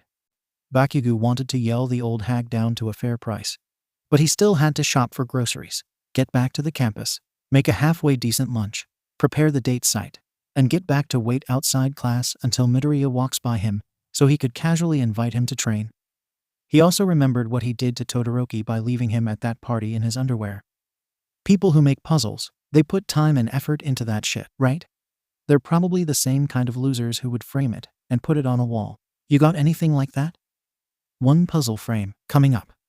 Bakugo waited while the old woman found the frame and bagged his things, thinking about what exactly the price for using the girl's kitchen will be. He'd already spent too much on these damn fireworks, and he still had to buy food to cook with. As long as the cost isn't money, it couldn't be too bad. Did you even comb your hair at all? Ochako said, running her fingers through his hair from where she sat on the bench. Is that really what you're wearing? Mina said from the table. I thought you said a tight shirt? I can't even make out your abs. Do you want one of my shirts? This is the food you're cooking? Where's all the sweets? Toru said, rummaging through his bag. You should make him a cake instead. Bakugo had only been here for a minute, and he was already regretting it. So this is the price of me using your kitchen, Bakugo groaned. I have to listen to your shit. No, this is an added bonus to using our kitchen, Ochako said, smiling wide as Bakugo laid out his food in preparation. Without us you two would be nothing. Bakugo made some kind of grunt that came out far more exaggerated than he planned. Fuck off. I could do this without you. It's just less annoying with you. Barely. Ochako frowned. A dangerous thing. Well, this seems like a good time to get our payment. The girls clapped, Bakugo trying his best to ignore them as he pulled out their knife. A move that had worked a lot better in his own dorm. It seemed the girls were starting to get a little too comfortable with him. He grimaced. You want to use our kitchen, you gotta go by our rules. I know what I fucking agreed to. Then hurry up and undress. Mina smiled unsettlingly wide as she sat up. What? Deku was telling us about you cooking breakfast the other day, and we thought it sounded fun to watch. So you want me to take my damn shirt off? I didn't even bring my apron. No, we want you to take your shirt and your pants off. Don't worry though, we got you an apron. Ochako winked and threw him a filled pink apron. Bakugo didn't bother fighting as he needed their fucking kitchen, instead just shaking his head. He'd done it in the locker room in front of Midoriya, Todoroki, and Kirishima plenty of times. If he could do it in front of them, then he could do it in front of these faceless. He tried not to notice how closely they watched him shrug off his shirt and hop out of his pants. They probably expected him to get embarrassed by the damn pink apron, but it didn't bother him as much as the thought of these crones staring at his dick. The fucking apron was probably short enough that they could probably still see the base of his package though. Is this it? Can I get back to my cooking now, you freaks? Yep. Bakugo turned to the stove, drizzling oil into a pan and starting the heat. *KSHCK*. He whipped around just in time for Ochako to snap another photo of him from the front. What? Are you gonna save that to jerk off later, you perv? No, I'm gonna send it to Deku so he can tilde. The girls all made cooing sounds that boiled his blood. What the fuck, shit for brains? This is supposed to be a fucking surprise. He was going to fucking kill Todoroki when he found him. He was supposed to be here to take some of the damn heat off him, but he disappeared when Bakugo had got back with the supplies. Don't worry, I won't send it to him. I'll just leave it for him to find. Yeah, surprises are way better with a little intrigue, Mina added. You have to let him stumble onto it and wonder. With a shake of his head, he looked at the torn-out recipe he had chosen for the day. He had to get his mind off their fucking shit before he blew his cool, and they kicked him out. It was a simplified katsudon dish modified to taste a little less like shit when served cold so that he wouldn't have to make Midoriya wait, while he reheated it like a loser. He was starting to regret not choosing a faster recipe the more the girls talked. Maybe he could just speed this one up. With his knife fast as a flash, he tore through the raw foods. Unfortunately, the blade was dull, so some pieces were left connected or just flattened in its wake. Whatever, it'll have to do. The damn line at the shopping market had been long as fuck because of the mall attack destroying a couple food stores. He was running out of time to finish his damn plan when he finally got his damn hero license he'd be sure to make the villains pay for making him rush this fucking day. So how are you gonna ask him? What do you mean? I'm just gonna walk up and fucking ask him. The girls all shared a look and Bakugo wished he could roll his eyes directly into his skull. What? He groaned. Nothing, 𝐻𝐚𝐭 said in a shit-eating voice. It's just, Mina stood up with a clatter of her chair. If I was asking him, I'd make it special. I'd find him after his class. Then I'd get real close to him with a smile. Mina was mimicking the plan on Bakugo's back as he cooked. Then I'd put one hand on his arm and lean in even closer until I can whisper the invitation in his ear. The hair on Bakugo's neck raised, but he ignored the slight tingle that spread through his body. No, that won't work with Bakugo. He's too clunky. He'd probably just end up knocking him over. Toru laughed. Baku can't do it like you. You have to think like him. GRRR, I'm angry and I want to screw Deku. But I'm scared I'll seem too eager, and I don't want to be whatever I think a loser is. 𝐻𝐚𝐭 mimicked with a puffed out chest. I'm gonna talk a big game about being a top, but then shy out in the moment because feelings spook me. GRRR. Bakugo stared with his harshest eyes, but 𝐻𝐚𝐭 didn't care. That's more like it, Toru said with glee. Probably a smile too, but thankfully Bakugo didn't have to see that. So big grumpy Bakugo doesn't know how to be cute or charming. We have to come up with a plan that actually suits him. Okay, I got one, 𝐻𝐚𝐭 called out. Of course it was her, the damn brat. So Bakugo stomps his way over to Deku's class and leans on the wall pretending to be cool. When Deku gets out, he's of course going to come say hello. Then Baku can blow the hair out his eyes and sigh. Then ask like he doesn't care either way. I don't stomp. And for the last time, I'm not a fucking emo. Fine. Well, how are you gonna do it then? I was just gonna ask him like a normal fucking person. What? So you just walk up to him and be like, hey, let's go on a date now? No, I'm not asking him on a date. I'm asking him to train and then ambushing him with a date. If I'm going to have a crush, I'm going to crush it into the ground using real tactics. This is war, and I'm going to seize that loser by the end.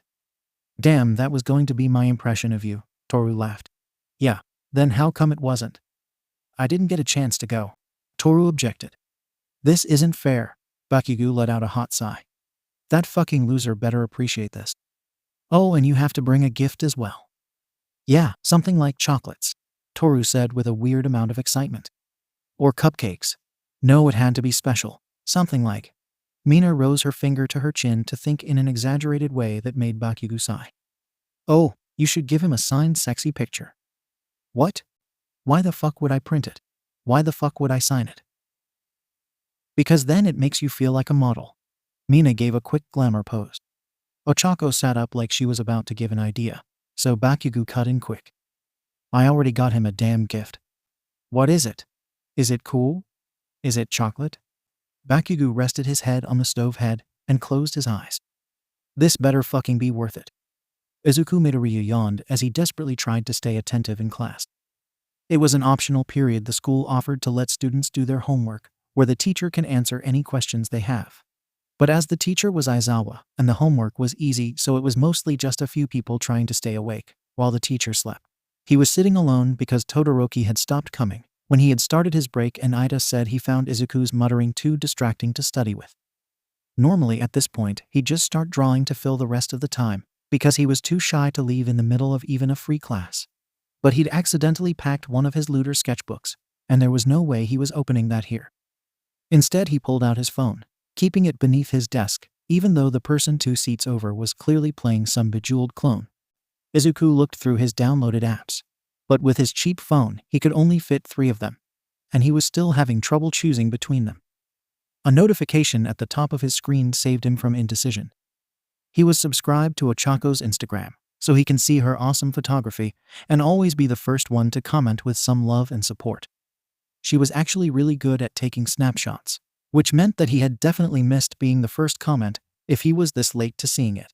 His phone manufacturer was so obscure that half the features of Instagram didn't even work on his software, so he had to scroll through his feed when he should have just been taken to the photo. And of course, Instagram didn't show him the images in chronological order either. Each swipe scrolled him past pictures of his classmates, official photos from superhero PR profiles, and fan art of superheroes from various fan pages, until he reached 𝐻𝐚𝐭's picture. He could tell, even when scrolling fast, because it had the same filter that she always used. A light one that he hadn't even noticed until she told him. But now couldn't not notice. His finger clenched around the phone, and he hid it deeper between his thighs as he felt his classic Bakugo blush spreading across his cheeks. It had been taken from the back, so Izuku could only see explosive blonde hair, his perfectly muscled body, and where his tight gray underwear hugged against his rear. Izuku looked around, checking if anyone was looking at him for whatever reason. *KSHCK**. No one seemed to hear the sound of the screenshot from where his phone was muffled into his thighs. Thankfully, he noticed the second circle at the base of the photo. He had to contain his anticipation. There was a second image in the post, and with a breath, he pulled the gallery across to show the next image. He silently thanked Ochako for her blessed work. She had also captured a frontal shot of Bakugo in a frilled pink apron that barely covered his underwear, just short enough to give his imagination something to run wild with. The sound of a second screenshot came, earning a side-eyed glance from Ida condemning him for the sound. Thankfully, Aizawa didn't notice or care. Izuku stared at the image for longer than he should have, but was snapped from his daydreaming and admittedly a slight amount of drool when his mind kicked back in. Why had Bakugo been cooking for Ochako in his underwear, in an apron that barely covered him? Surely they hadn't been doing anything illicit. Only a second was wasted on the thought. Ochako wouldn't do that, and even in some parallel world where she did, she wouldn't post the evidence online. Still, the photo was enough to remind Izuku of his pledge to himself. He was to be braver and start doing what he wanted to do, instead of doing everything for everyone else, or some vague rules he thought existed that usually turned out no one else followed. Like how he thought he had to stay in this class when 3 people had already left. With a scrape of his chair that was a bit too loud, he shot up to stand. He'd have to do this like he did with his quirk, if he wanted to become this better version of himself. He couldn't just be bold in the big moments, or he'd always be nervous. He had to start being bolder in every moment, always being true to himself, so that it would become second nature. He strode for the door, feeling everyone's eyes watching him as he went, even though no one actually looked up from their notes. When he was outside the class, he pumped his fists, celebrating the small victory. When he opened his eyes with a wide smile, he saw Bakugo walking in a small circle. Bakugo was leaned back against a wall, muttering and gesturing with his hands, then pushed himself off and took a few steps and mimed leaning forward before going back to the wall, shaking his head. It was a strange sight seeing Bakugo so out of sorts, but it was something he'd been seeing a lot of lately. Whatever the occasion, though, it was always good to see him. Even better when he got to see him coming first, so he could make sure he looked all right. But mostly time to adjust his pants so they don't give away what he'd gained looking at those pictures. "Kachin," Izuku called out with more glee than he'd meant to let show. "Are you here to pick me up?" Bakugo stopped like a deer in headlights, but after a heartbeat jumped back to the wall and pushed up against it with his back, looking away. "TCH, how would I even know you would be here?" "I'm always here. It's study period," Izuku said, closing the gap between them. "It's not like I keep track of everything you do, loser. I have a damn life." "I didn't mean anything by it. I was just joking." Bakugo pushed himself from the wall, looking annoyed as all hell. He closed the remaining distance between them in a few stomps and stood staring at him for a moment before taking another half step and leaning into Izuku's ear. Izuku felt a chill and instinctively leaned his head toward Bakugo, his body inching forward as he waited. And waited. And waited until Bakugo withdrew with a frown and averted eyes.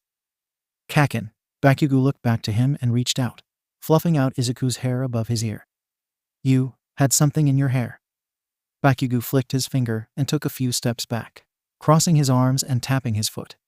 Izuku watched him as he progressively got more and more twitchy before he uncrossed his arms and clutched his head with a growl.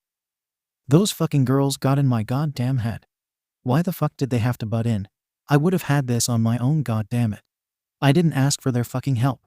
Izuku said nothing, not wanting to be the one in the crosshairs. "Fuck it, I'm doing this my way. I'm just gonna ask you like a normal fucking person," Bakugo said, taking a steadying breath. "So what about it, nerd? Do you want to train with me or what?" Izuku had a lot of questions, but none of them outweighed his wide-eyed desire to train with Bakugo again.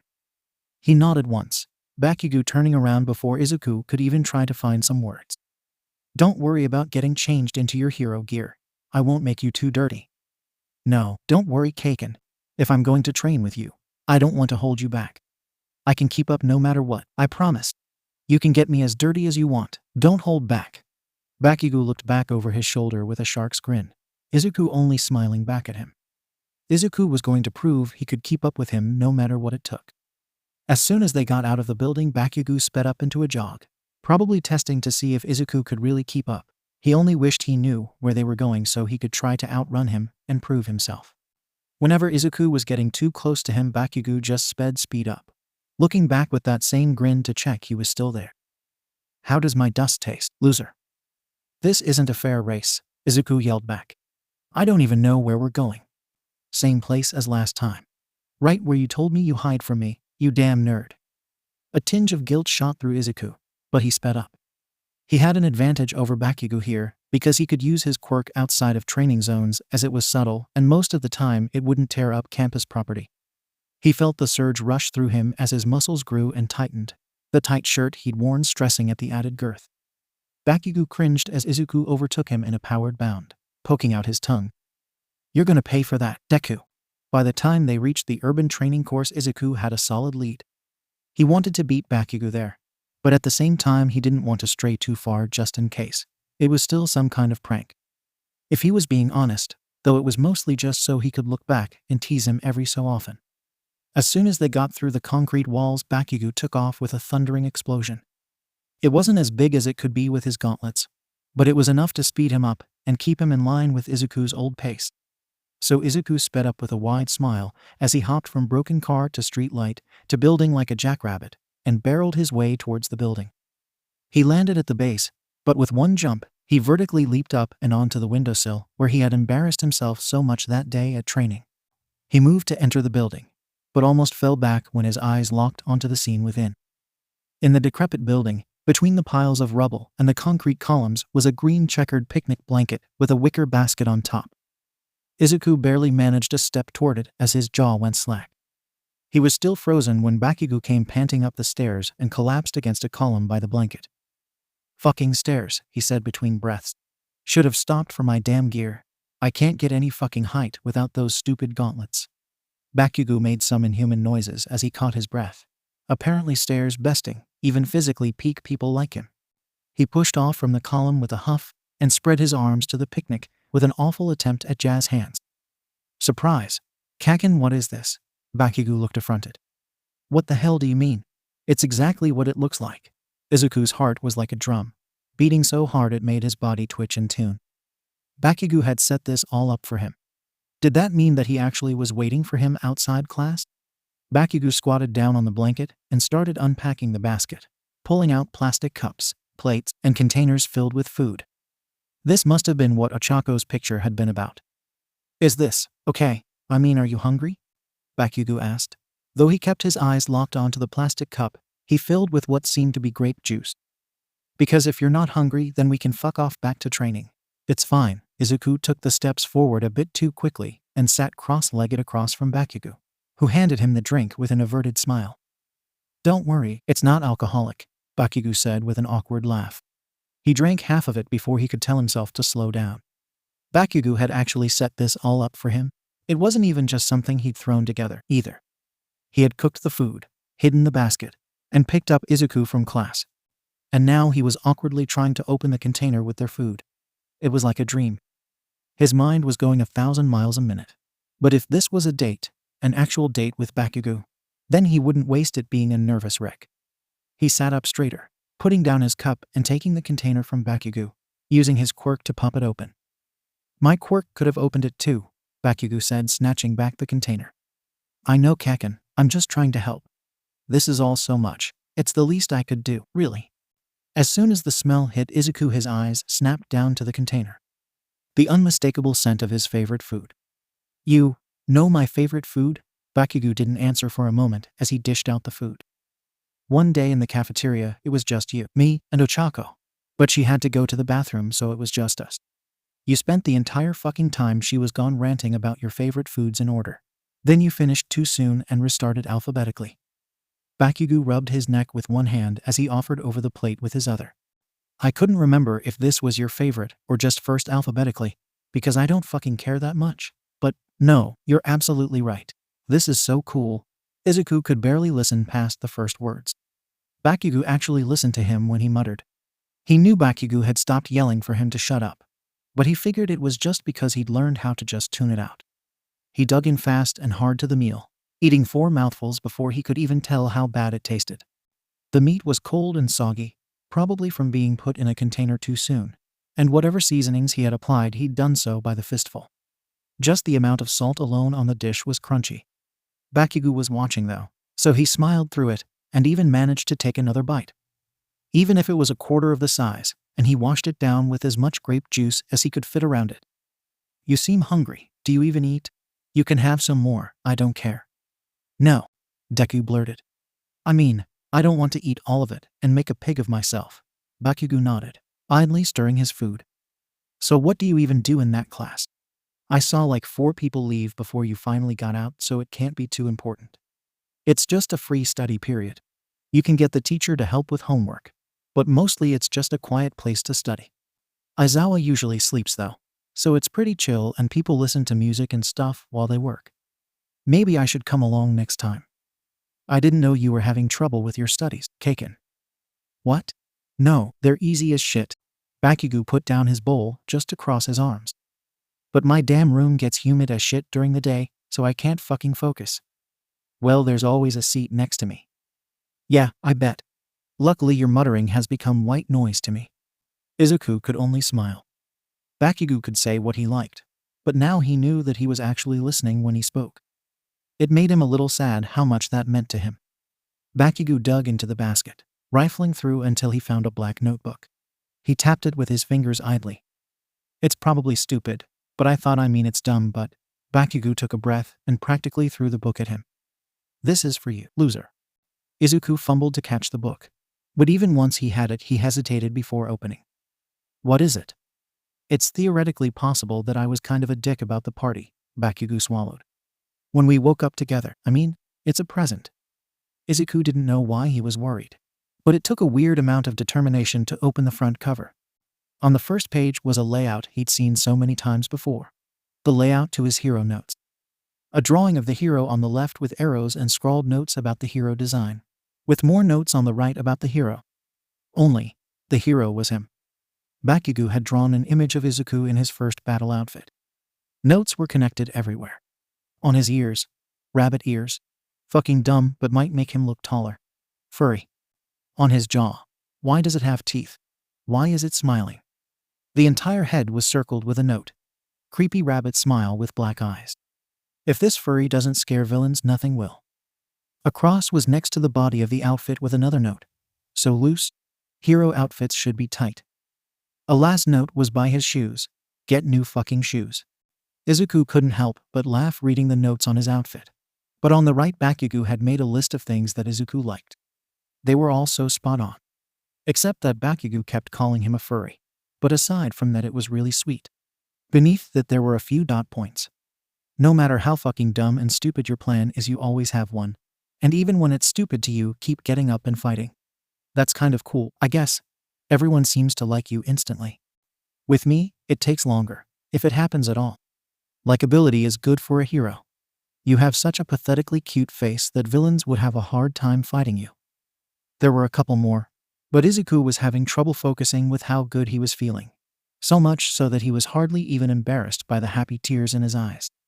It's stupid, but fuck you, I tried, so whatever.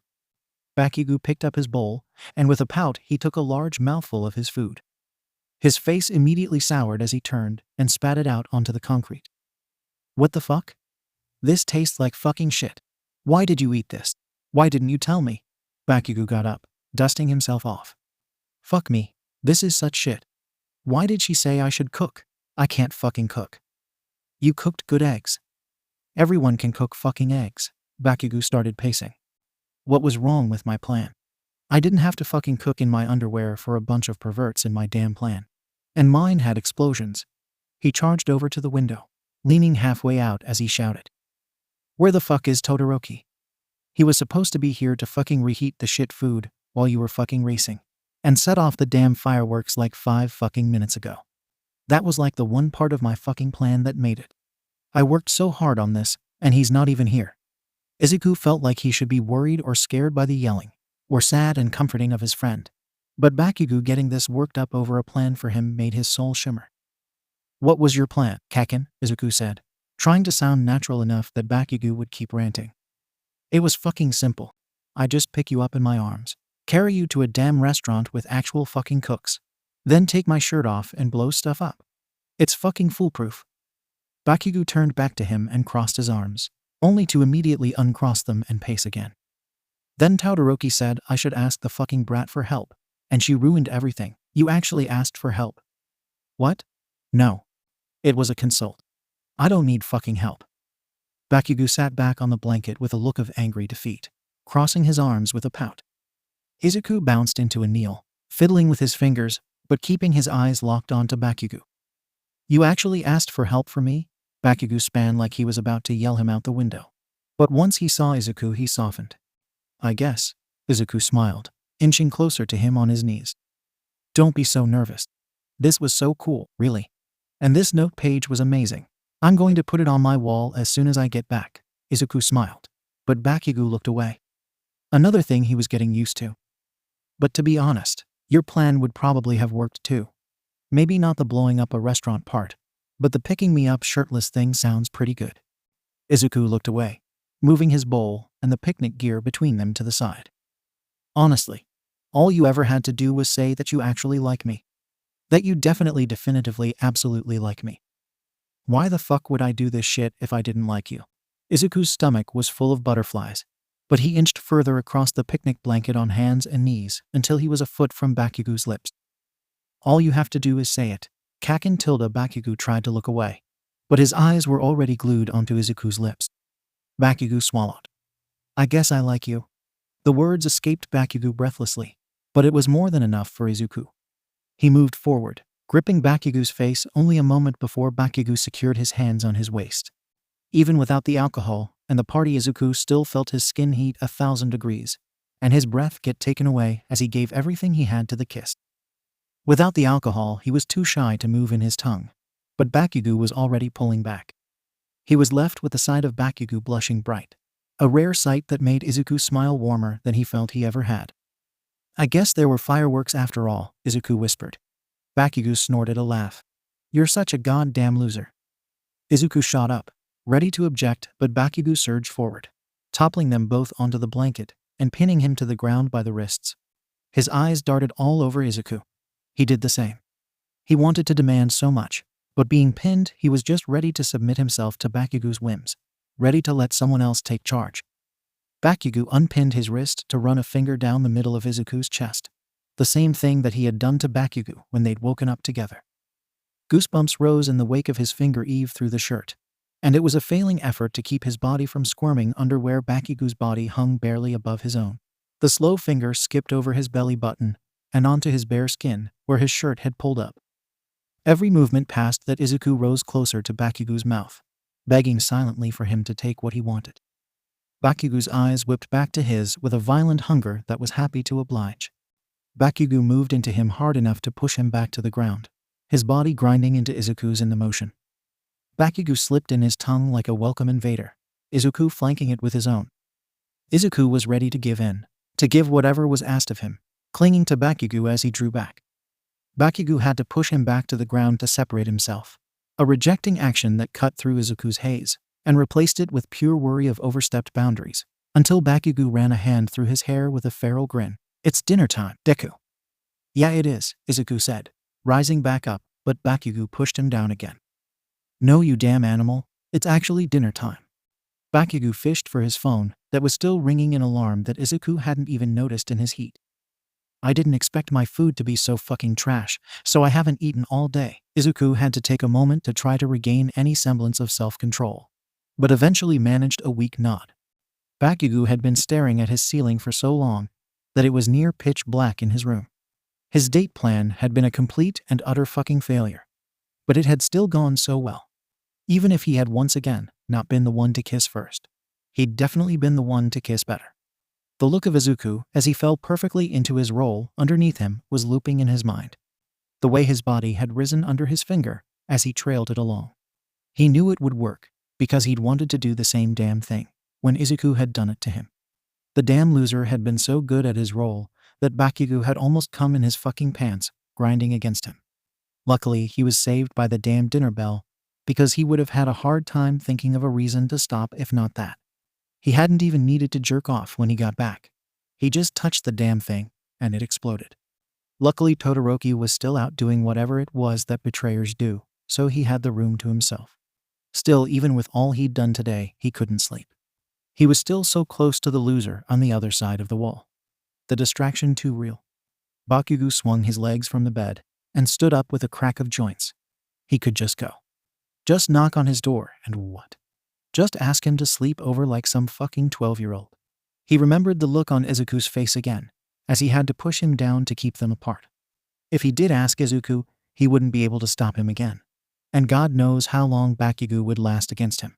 He couldn't sleep at the moment though, so maybe it would be better to just take the embarrassment to fall asleep with him after. At the very least, he needed to get some cold water. Maybe enough to submerge himself in. Or a goddamn ice bath. All he had available was the leaky tap of the common room and a sink that was far too small to bathe in. With a sigh, he swung open his door, but Midoriya was standing on the other side.